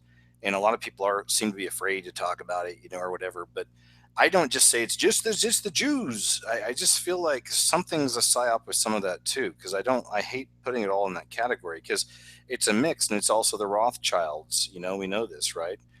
And the Rockefellers, and these are fake Jews. They're Germans, I think, that pretend to be Jews, some of them. But, so there is really an Illuminati so-called component to a lot of this. It's a mix of different people. It's not just the Jews, but they are involved, in the synagogue. But what do you think about that? Well, I have half of my family from the family that I'm in. My dad's first wife is always gone now, but his first wife was Jewish. My older brother and sister are Jewish, and I have a whole Jewish side of my family. And if I'm just telling you, if I were to ask them what is Zion, they couldn't tell you. They're not Zionists. They don't even know what Zion is. And they're secular Jews, and most of them now are Messianic Jews, which means they've come to believe that Jesus was the Christ and the Messiah. First came one time, he's going to come back a second time and fulfill the rest of the prophecy, not fulfilled in the Old Testament. So when I think of Jews, I have a very particular way about looking at it, and I would be hard pressed to find anybody that could even define what a Jew is. Right? Abraham, was he a Jew? I'll just ask that question, and it's rhetorical. But, not to get off into that, the synagogue of Satan, by definition, according to the scriptures, are Jews that say they're Jews, but that are really not. Right? And as a Gentile, who is any and everybody that's a non-Jew, Jews are only, by definition, referencing the tribe of Judah, which is only one of 12. Right? So a Jew, technically, by definition, according to the scriptures and Webster, a Jew would only be one member that has a blood lineage tie and direct connection, in heredity, to the tribe of Judah. And Judah was a province in Israel when it split and had its own kind of, civil war, so to speak. You had the 11 tribes and Judah, right? And some of the tribes kind of sided with Judah and went up there or down there, however you want to put it. And the rest of them were left to their own devices, right? And so the line of the tribe of Judah is one of the names for Jesus. So Jews aren't bad, but Jews is such a general, vague term, kind of like Illuminati. The Illuminati is, if you look at the pyramid, right, and there's a graphic I think Fritz Springmeier puts out. If you look at the pyramid, at the top is Lucifer. That's the all-seeing eye, right, which mimics God. Jesus is the only all-seeing eye. The Father in heaven is the only all-seeing eye. And when you look at the devil, he can't be everywhere at the same time. He can't see everything at the same time. But in the unseen realm, they do have a vast networking capability. I will give him that, right? But let's not give more credit to the devil than he deserves. Lucifer can't see everything everywhere. He doesn't know your thoughts. He doesn't know your feelings. But he probably does know, based on his networking in the spirit realm, problem, reaction, solution, right? So he can know your... And don't you think that's part of the reason that we see the increase, of course, in the way they're watching us and the way they're listening to us? They're creating more of that system, which would make it easier for him really to see everything. It really feels that way. This is the beast system. They're creating a system where they can listen to you at all times. They can watch you at all times. There are ways technologically they can do this stuff now, Yeah, exactly. And the devil needs technology. God doesn't. right? So to be everywhere at all times and to see everything and hear everything, the devil needs Google and needs Facebook and needs all these component parts, right? And then in the unseen realm, if you think about unclean spirits never die until they're judged, they're around, right? And so familiar spirits are spirits that might be able to be passed down from generation to generation just in one family. So think of it in this way. You have a sniper in the military. A sniper has a spotter, right? So if you could just take that 2-person team, that's what the devil has going on, right? He can seek, the Bible uses a reference, and I don't think it's numerically necessarily, specific, but it says that if you get rid of one unclean spirit out of yourself, right, and you clean the house or the dwelling, which would be your body or your situation, right, symbolically speaking, spiritually, if you clean yourself out and you get rid of the unclean things, that one unclean spirit that gets cast out is going to come back with 7 more stronger than itself. So it's going to go get its homies. It's going to go get back up. And when it comes back, it's going to come back a lot more hardcore. So in that reference and analogy, you could take it to this same measure and say that your family might already have those 7 more that are stronger than the first one. So you have at least 8, and legion is plural and singular at the same time. I am legion for we are many, right? That was one of the unclean spirits that got cast out into the herd of swine. First thing they did was the swine, when they were possessed of those devils or demons, killed themselves. Then those spirits are open to going and traveling and instating themselves into somebody else, right? So they don't want to go be put into hell, right? Which is Matthew 25 tells us that hell was created for the devil and his angels, which are the rebels, the 1/3, which I always find ironic because it's the exact opposite. 666 is an evil number, but there's 66.6% of all angels that God created, which is an unknowable number, are loyal to God. Only 1/3 of God's angels rebelled and chose Satan over God, right? And so in that case, when you look at it, the Jews that say they're Jews that are not getting back to Zionism, they're the ones that are literally prophecy at the same time as walking in what is man's tradition, what is religion. The religion of Judaism is the religion of the Hebrews. It's everything that was ever wrong that God had in the Old Testament with his chosen people. And we're looking at it today as those people for such a small, if you actually do the ratio of the demographic of Jews, and Jews are the only people in the world I'm aware of that can be a race, genetically speaking, and that can also be a faith, spiritually speaking. Now, if you stop to just consider that, that's very important to realize, because there's Jews that are secular, that are Jews by blood and birth, right? And then there's Jews that are Jews, like Sammy Davis Jr. converted to Judaism to marry a white Jewish woman. Okay, and he was a black man in a time when blacks and whites didn't get married without a lot of heat, all right? He was a practicing Jew that converted to Judaism, and he was part of the Rat Pack. If you don't know who he is, he had a patch on his eye, one-eyed symbolism. He was a practicing Satanist in the Church of Satan, Bay's Church of Satan. At the same time, he was a practicing Jew. If that doesn't speak volumes, if that doesn't speak volumes that you can be a practicing convert to Judaism at the same time as being an active member in the Church of Satan. Here you have the synagogue of Satan. Synagogue is the name for Jewish church. I mean, I'm about to go off. That reminds me of the Kabbalah and the connections with that as well. And we've seen a lot of famous Kabbalists come out and talk about Satanism, but it's just they look at it in a different way. I mean, it's really like the worship of Lucifer, and it's that age-old lie that so many of these people keep falling for, especially the so-called elite, that the devil really is the good guy trying to spread knowledge, and God's the bad guy trying to hold it back. This is one of the age-old lies that seem to press throughout all the years with a lot of these people. Yeah, I mean, it's the same lie from the garden is the same lie that's being instituted and propagated now. That if with wisdom you can be as a god yourself. The only thing that they leave out in the cabal, not Kabbalah, but in the cabals of these upper echelon of people and their religious views, Luciferianism in particular, the thing they leave out is that knowledge can make you as or like God himself, or knowing as God himself. They leave out, it's the fact of, it's not just knowledge in general, it's knowledge of good and evil. They always leave out the good and evil portion, right? And you take the Kabbalah's tree of life, and I can't remember the name of the one. I always forget the names of these books because I don't put much stock in either one of them. But the Talmud was oral tradition that was never meant to be written down. It was forbidden to be written down, right? But when the prophecy was fulfilled that Jesus prophesied, when Jerusalem got conquered and destroyed, the temple got destroyed by Rome.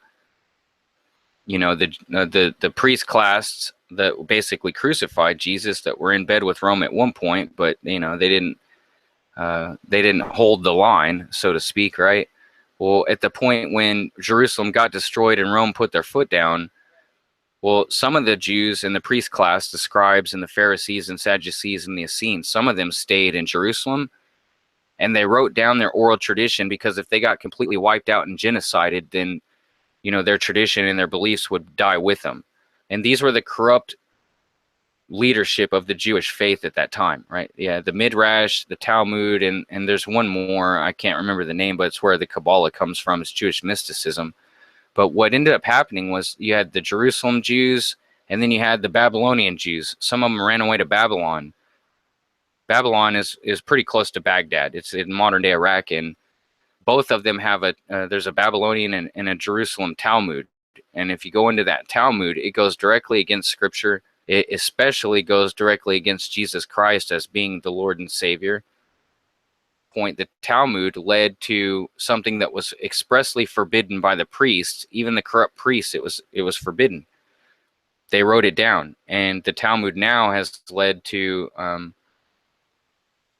the Kabbalism as we know it today. And you could take what's her name? Madonna is a Kabbalist. There's a lot of Jews that are converting to Judaism. They weren't born into Judaism. That's not their faith. But when they get there, they don't go to the Hebrew roots portion of the Old Testament. They go to Zionism. Real big on saying that Zionism is going to take over the world, because you also have the Jesuits, right? So you have the Zionists, you have the Jesuits, and you have a whole bunch of other people that are closer to the top of that Illuminati pyramid. Right? At the eye, or the top, is Lucifer himself, right? But in Satanism, especially when you get to Anton LaVey and that form of Satanism, it was commercializing something that had always been hidden in the shadows, that now they brought into the light because of the counterculture revolution. When they put it out there, it was just pushing the envelope. You want to say something, KJ? I'm sorry for talking so much, man. No, man, you're good. I was just going to say, I don't know if you saw this or not, but about a week ago, they had the Russia Today put it out, but it was footage of an enormous Illuminati eye that was illuminating the sky over Russia, some town in Russia. Did you see that? I heard about it, but no, I never actually saw it. And it wasn't just in Russia. It was also in, I think, 1 to 2 other places around the world. I'm not sure where the other 2 places were, but I'll look that up, because that'd be a video. That's interesting how that stuff manifests, Yeah, for sure. I mean, the signs are in the stars, the moon, and the sun, and space in general. We can see the signs of the times there. So with the clouds and everything, it's hard sometimes to discern if it's actually God, or if it's technology and mankind, or the devil, or a combination of all 3, perhaps, with chemtrails and Project Blue Beam and all that stuff.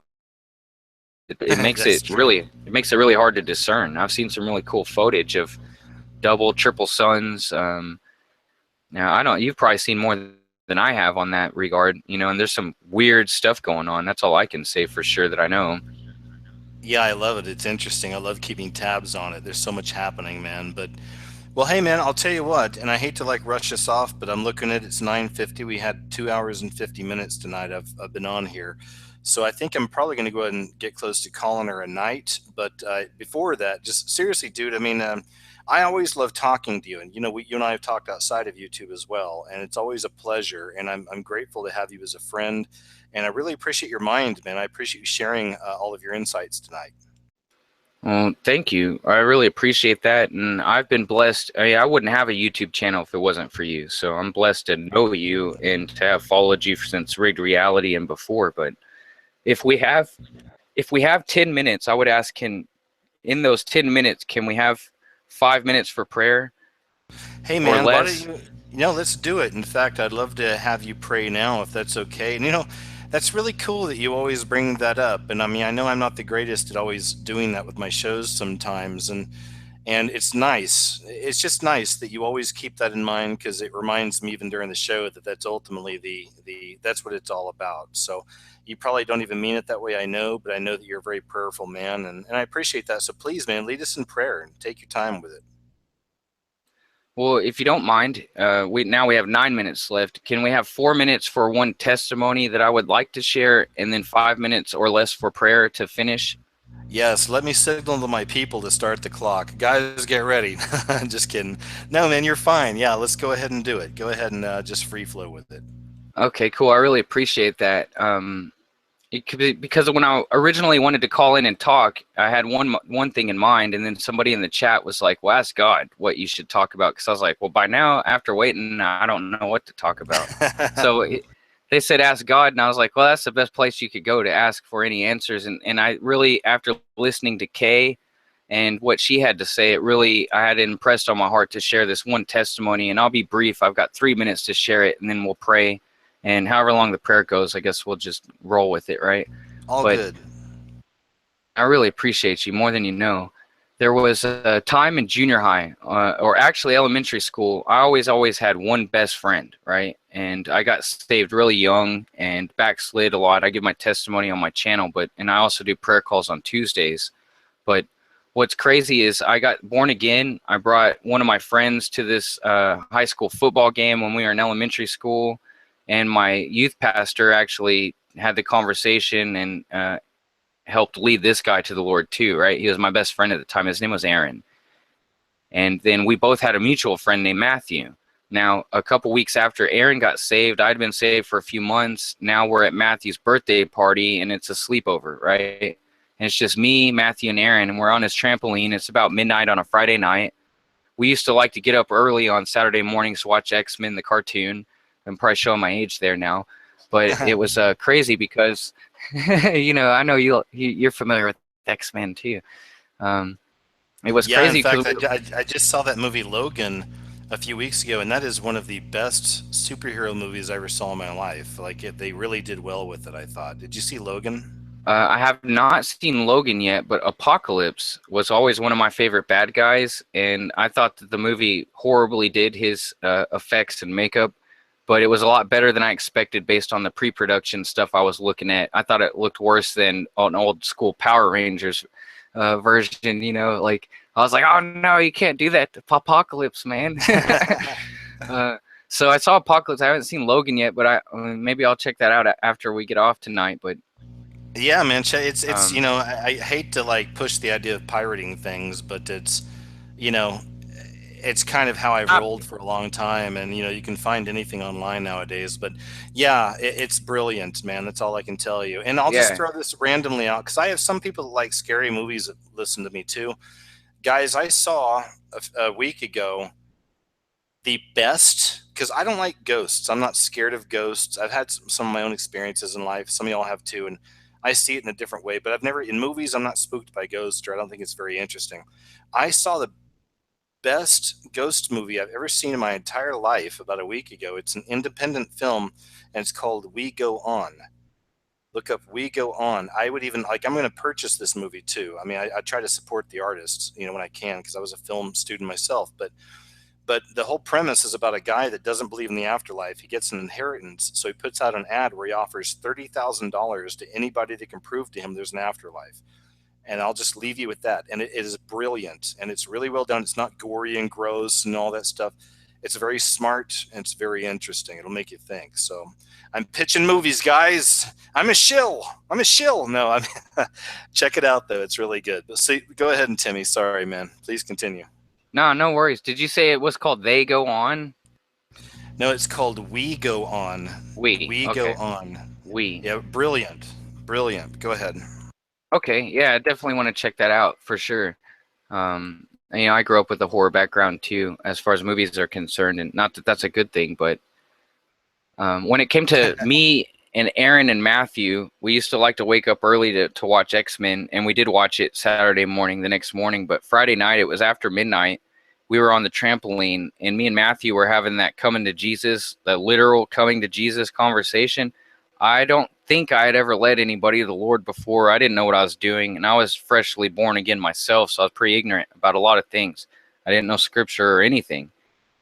And what was crazy was Matthew, me and Matthew were having the one-on-one, and Aaron, he already got saved earlier that week. So he's like, hey man, I don't really care about all this. Let's play. Let's jump on the trampoline and let's have fun and party. And me and Matthew were like, dude, we're talking about real stuff over here, you know? And I thought I should have some backup with Aaron. There's 2-on-1. We should be able to come together and help bring them together, right? As it turned out, Aaron went off and did his own thing. Me and Matthew did the prayer, and he accepted Jesus as his Lord and Savior. And it's not my job to judge anybody's salvation. I don't know if it was a true conversion or not, but I did all I could do to plant a seed and to water it and for God to bring the increase. Now check this out, because this is why I felt led to share this, because some of the things that Kay was saying earlier. It didn't turn out much later. It was literally the next week at school. We're in junior high, I think in 6th grade or whatever, right? Maybe 7th. And we're in junior high, and I'm walking down the way, and I was the nerdy dude that everyone thought was cool, but I never thought I was cool. I was just a nerd. I'm still a nerd and not cool, you know? And we're walking down the hall, and I'm walking one way, and I see Matthew and Aaron coming the other way, and I'm like, oh, cool, you know, we got the 3 amigos over here. We can maybe hang out for a minute during passing period. And as it turns out, both of them said, hey, there's Preacher Tim, and they mocked and ridiculed me for my faith. Both of them just got saved and born again, but yet they were the ones putting me out on blast. And man, I got so embarrassed, and I was very shy at that time, and I felt like nothing, and it hurt my feelings. And I'll tell you that I always had one best friend. Well, after that moment, I had no friends, and those 2 guys became buddy, and the rest is history. Now, fast forward into 9th grade, our freshman year in high school, 2, 3, 4 years later. Matthew ends up going to, and he was an attractive young man, and a lot of the girls were really hot on him. And in 9th grade, we shared an English class, and he would never even talk to me. And I think it's because he felt ashamed for what happened back in junior high. Now, I transferred schools to a different high school, and I found out it through rumors, right? And I don't believe or trust rumors from anybody, and there's a lot of those going around these days. But Matthew ended up he went to his girlfriend's house at the time in high school, and the dad and mom was split up, and the dad was where the daughter lived, right? And he was out of town. So Matthew goes to her house while the dad's out of town, and the dad came home early, okay? And when he came in and caught Matthew and his girlfriend doing whatever they were doing, he went and got his shotgun and came out and went to scare Matthew. Now, I don't know if he did it on purpose or if it was an accident, but he shot and killed Matthew with the shotgun. He was dead till like 5, 6, 7, 8 years later. I found out it was true. I'm friends with his older sister, and it was really weird.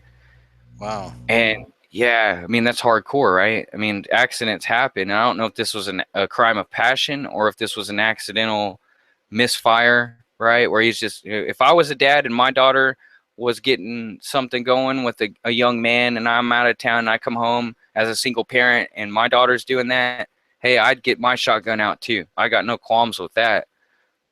But the fact that he got his head blown off, literally, and is dead right now, I look back at the heat that I took for sharing the gospel, for having that conversation, for taking the gall or whatever, whatever you want to say, right? For making that prayer and taking it with him and getting him as saved as I could possibly get him. No person ever gets anybody else saved. Only God can save people, and it takes faith. That's it. But faith comes by hearing the word, and I shared the word with him and the process to getting saved. So when I found out he had died, I went back to that place where I had resentment and animosity built up towards him, and I thought to myself, wow, even though I took the heat and the scrutiny at school, even though I was belittled and railed against by my own brothers in Christ, right? It was worth it. Every single bit of it was worth it. And so that's, in this testimony, I just want to say, never shy away from sharing the gospel, because you might be the only opportunity somebody has to come to Christ, right? And rather it's in school, you take the heat for it in elementary, junior, or high school, rather it's in college, rather it's in your day-to-day life, rather it's in your business where you're not even legally allowed to talk about God. Don't ever shy away from absolute truth, and don't ever stop yourself from providing an opportunity to either plant a seed or to water a seed, because God will bring the increase no matter what, and your reward isn't in this life, in this flesh, it's in heaven. So that's the testimony, and I'll be quiet now, and we'll pray. We'll pray quickly. Cool, man. Yeah, go for it. Please do, man. Go ahead. Wow. Well, thank you, KJ, for this platform to even be able to share that testimony and to be able to pray. Just thankful for you. So, hey, man, you're welcome, and thank you. And it's important, man. That's the thing is, I mean, shucks. You know, the longer we get in this game, and I've been in almost 10 years as far as watching what's happening and reporting on it in different ways. It's just crazy how far we've come, and it's crazy how close I feel we are sometimes. And I felt that way for a few years, of course. So, you know, more and more, this is what's important, and more, this is where the community needs to go, especially once the fit hits the shan. We're going to need more people talking about the real truth, because we see they're going to be censoring us on massive levels. So it's good. I appreciate you. When we talk, you always bring up ending with a prayer, and I think it's wonderful. So please, Timmy, go ahead when you're ready. All right. Thanks, KJ. I'm thankful that you're a servant of Christ too. You since your days at Rigged Reality to share Christ more, and I've watched you grow spiritually, and it's been a blessing just to watch your connection out in the open. What you do in your personal life is personal and private. I don't know much about that, but what I've seen out in the open, you know, what you do in secret, God will reward in the open. And whatever you've been doing in secret has been being rewarded out in the open. So just thanks for the platform. Man. Thanks for the You're platform. welcome, and I'm humbled by that. Yeah, and thanks for the platform for God, because he needs all the platforms he can get. And as long as YouTube is up and running, I'll be here. Yeah, everyone else can make it the Exodus, but I'll stick around even if Sissy Boy wants to stick around, you know? Hey, I'm right there with you. I'm going to keep riding. Like I said, I'll keep riding this train till it falls off the rails. And, you know, we're still hanging in there. A lot of things have changed, but, you know, it's still a platform. But personally, I'm more excited about my website. I know I can post stuff there that I can't put on YouTube anymore. Even all my blocked and banned videos over the years, I'm putting on my website. So it's going to be awesome, man. And I'll put it for the folks. I'll put a website or link this up this week on the channel. I've also got 2 videos I'm almost done with, so I'm working on that. Enough about me. Back to you, Timmy. Whenever you're ready, man. No, that's awesome. I think everybody here is interested. They wouldn't be here if they weren't interested in what you had going on. And if you get that going on, I'll be more than willing support for that for sure, because we need to get the message out. So thanks for giving the platform for God. And with that, I'll go ahead and pray and finish, because I know you're ready to get out of here. And we're 4 minutes past the 10-minute mark that we had set. So that's okay. I appreciate it. So Heavenly Father, thank you for this opportunity to come together in fellowship, committed and dedicated this night to you, but most importantly to the absolute truth. And you tell us in your word, Jesus Christ is the truth, the way, and the life. So let us come to that eternal life. Let us understand the way, and let us be revealed what that absolute truth is. God, be our hedge of protection, and follow us and protect us in our times of trying to come to what the world has to offer as truth. And we know that if we love the world, the love of the Father is not in us. So let us be about our Father's business, who is in heaven, and let us honor and worship his Son, who was given as the capitulation and the sacrifice, the word that was made flesh, for making that word flesh, and that while we were unworthy and dead in sin, you loved us enough to give your only begotten Son. And in Jesus Christ's name, that we have the opportunity afforded to us to even come to a saving grace. Grace is what we don't deserve, and it's what we receive by faith alone. And through your mercy, God, as long as your hand is extended out in mercy, the opportunity to be afforded grace and salvation is there. So, Father, we just beg you in petitioning for the and non-believers around this world of all ages and varieties. We just beg in the Spirit and supplicate on their behalf in prayer, God, to bring salvation to them, bring the gospel of the good news of salvation, that we can be resurrected too. Jesus died for our sins. We can be saved by understanding in faith that that is the truth, that is absolute. And by believing that, we will be resurrected and be taken to where he's prepared a place for us specifically. So thank you for sending your son, and thank you for all that you've afforded us through Google, our enemy, and through YouTube, our enemy. Thank you for letting that enemy be used as a tool for your purpose, because you're ultimately in control, Father God.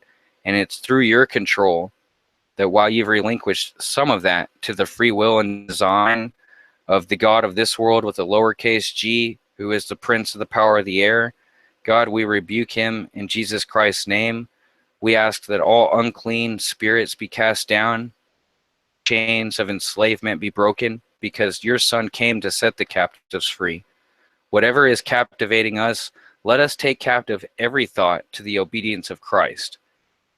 And let us obey your word as best as we can. And when we fall short of the glory, which we all do, let us offer that up to Christ and give him our baggage, so that when we give him our baggage, we can be free, because his burden is light and his yoke is easy. Let us remain focused on the simplicity that is Christ. Let us not get confused, and let's not be focused on vain disputations. So, Father God, please continue to help us walk the walk and talk the talk. Let us honor you in all that we do, and help us to just have communion with you. And we bless you in your name, which is holy, for this fellowship that we've had here. Our KJ for making this all possible in a platform to be able to exalt you, Father God, and your holy Son.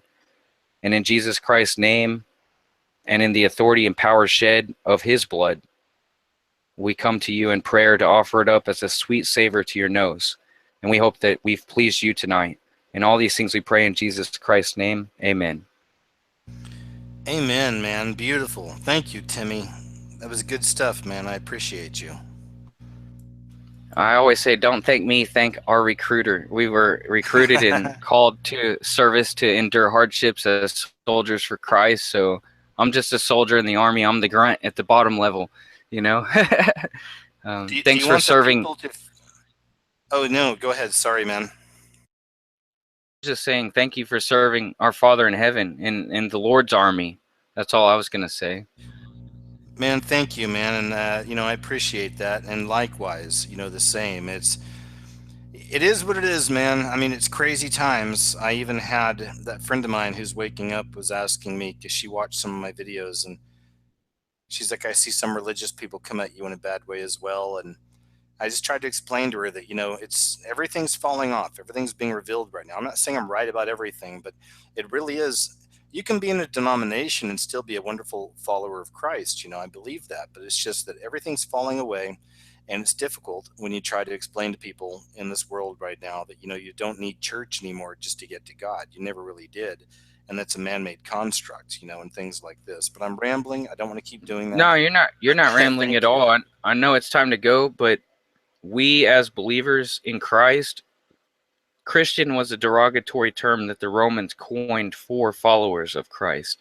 And if you follow Christ, hey, you might not be perfect. You might not be able to follow him to the best of your ability. But, you know, to me, the way I look at it is the church is the followers of Christ and the followers of absolute truth, not relative truth or moral truth.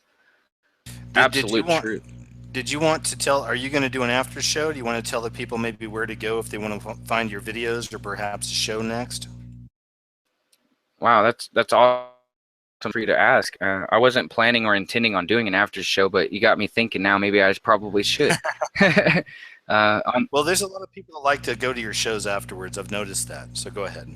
One of those, you don't have to go home, but you gotta get out of here. Whenever KJ's shows end, nobody ever wants to go.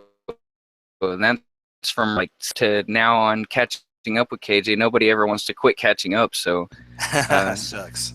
yeah, on Tuesdays, I do a prayer call on my channel, and everybody's welcome to come there. We have very minimal amounts of trolls, and it's really like a family setting, and it's awesome. So Tuesdays, if anyone wants to come on Tuesday, I do a live stream called Prayer Call. I try to do a Euro show in a Euro timetable for, it's called Feeding the Flock. It's basically the same thing though. And we What's started the name of the channel for the people, just in case they don't know? The name, it used to be Timmy O, but if you type into the search bar Timmy #2 letter O lowercase, then you'll pull it up. But Timothy Castleberry is another easy way. And it's spelled just the same way it sounds. That's my channel. And on Tuesdays, we do the prayer call live stream pretty regular. I mean, almost always. You know, I would say I might do a live stream tonight, and I would probably be doing a disservice to God if I didn't do one now. But it's well, I don't even know. Well, no, you're good, man. I think it's, you know, the people know how to find you. Check it out within 5 minutes of us shutting down here, folks, if you want to follow up and maybe continue listening and chatting with each other. Timmy sounds like he's going to do a show. So check out his channel as well. Well, Timmy, man, thanks, man. Seriously, once again, like, I mean, I always enjoy talking to you, man, and I just appreciate everything about you. Well, you know, I appreciate you more than you realize. Inspiration for me to dedicate what I've been doing for a long time, and if it wasn't for you, I wouldn't be doing it. So I never do shut up, and that's one of my faults, but we all have our vices, and feel free to tell me to shut up anytime. And so with that, I'll mute my mic and we'll go ahead and call it a night, man. But just thank you. That's all I can say. Thank you. I thank God for you. So I'm humbled, man, and I appreciate you, and thanks. And I'll talk to you a little later, and Timothy muted. So thanks, Timmy. Always good chatting with you, man. Let me jump over here to the chat room real quick and say hi and bye to the folks. Guys, sheesh, you know, what do I say? Just thanks again. You know, I started this, gosh, it's been now almost 2 years, I guess, doing Catching Up with KJ. And I started a long time ago because so many people had just random questions about you know, my process, or, you know, how do I come up with videos and stuff. And I felt like it'd be better to be a little more transparent and give you guys more of an in so we could chat. And it started back then. And man, every single show has been different. I'm very proud of that. You never know what you're going to get with one of these shows. And I'm glad it's worked out that way. I'm incredibly grateful for my audience. And we always have a wonderful audience here. We got a lot of people that listen in. And just thanks, y'all. It's not just about me. This really is a community. I always say that. I'm going to keep fighting the best I can. I'm going to stay in however I can. And, you know, none of us like to ask for donations and support, but we're at that time right now where it's, you know, we could use the help. And as I said, I'm helping some people out there as well. And it just is what it is. So I'll have my website officially. I'll put a link up to this week on my YouTube channel about the new website. And I'll have a couple new videos coming out in the next day or so. I'm almost done with both of these guys. And it's stuff that I think is important. I'm also looking a lot into the connection between Syria and the star Sirius. It's the 8-pointed star. It's also the Star of Ishtar. And it's also featured in all the Masonic lodges. And it also shows up in so much of your entertainment, it'll blow your mind. So I'm kind of working on that one as well. I've got a few things I feel I need to get out there. So I'm working hard on these things. Have the website up soon. It'll be an unrestricted KJ on the website. I can finally put up anything I want to, regardless of Google ads, because there'll be no ads there. I'll have the Patreon link if you'd like to support my work. I really appreciate you. And we'll see what happens, man. We'll you know, we'll roll the dice like we always do and just go with the flow and see where it leads us. But listen, guys, I love you and I appreciate you. And everybody that came on tonight, thanks so much. I had wonderful guests, each and every one. Not to toot my own horn, but beep, beep. I think we had a great show, man. So I love you guys. Y'all are amazing. Thanks for being so awesome. Thanks for listening in tonight. I hope you enjoy the rest of your weekend. I have videos coming up this week and releasing my website this week officially. I promise you it's coming. And there you go. Take care. I'll see you later.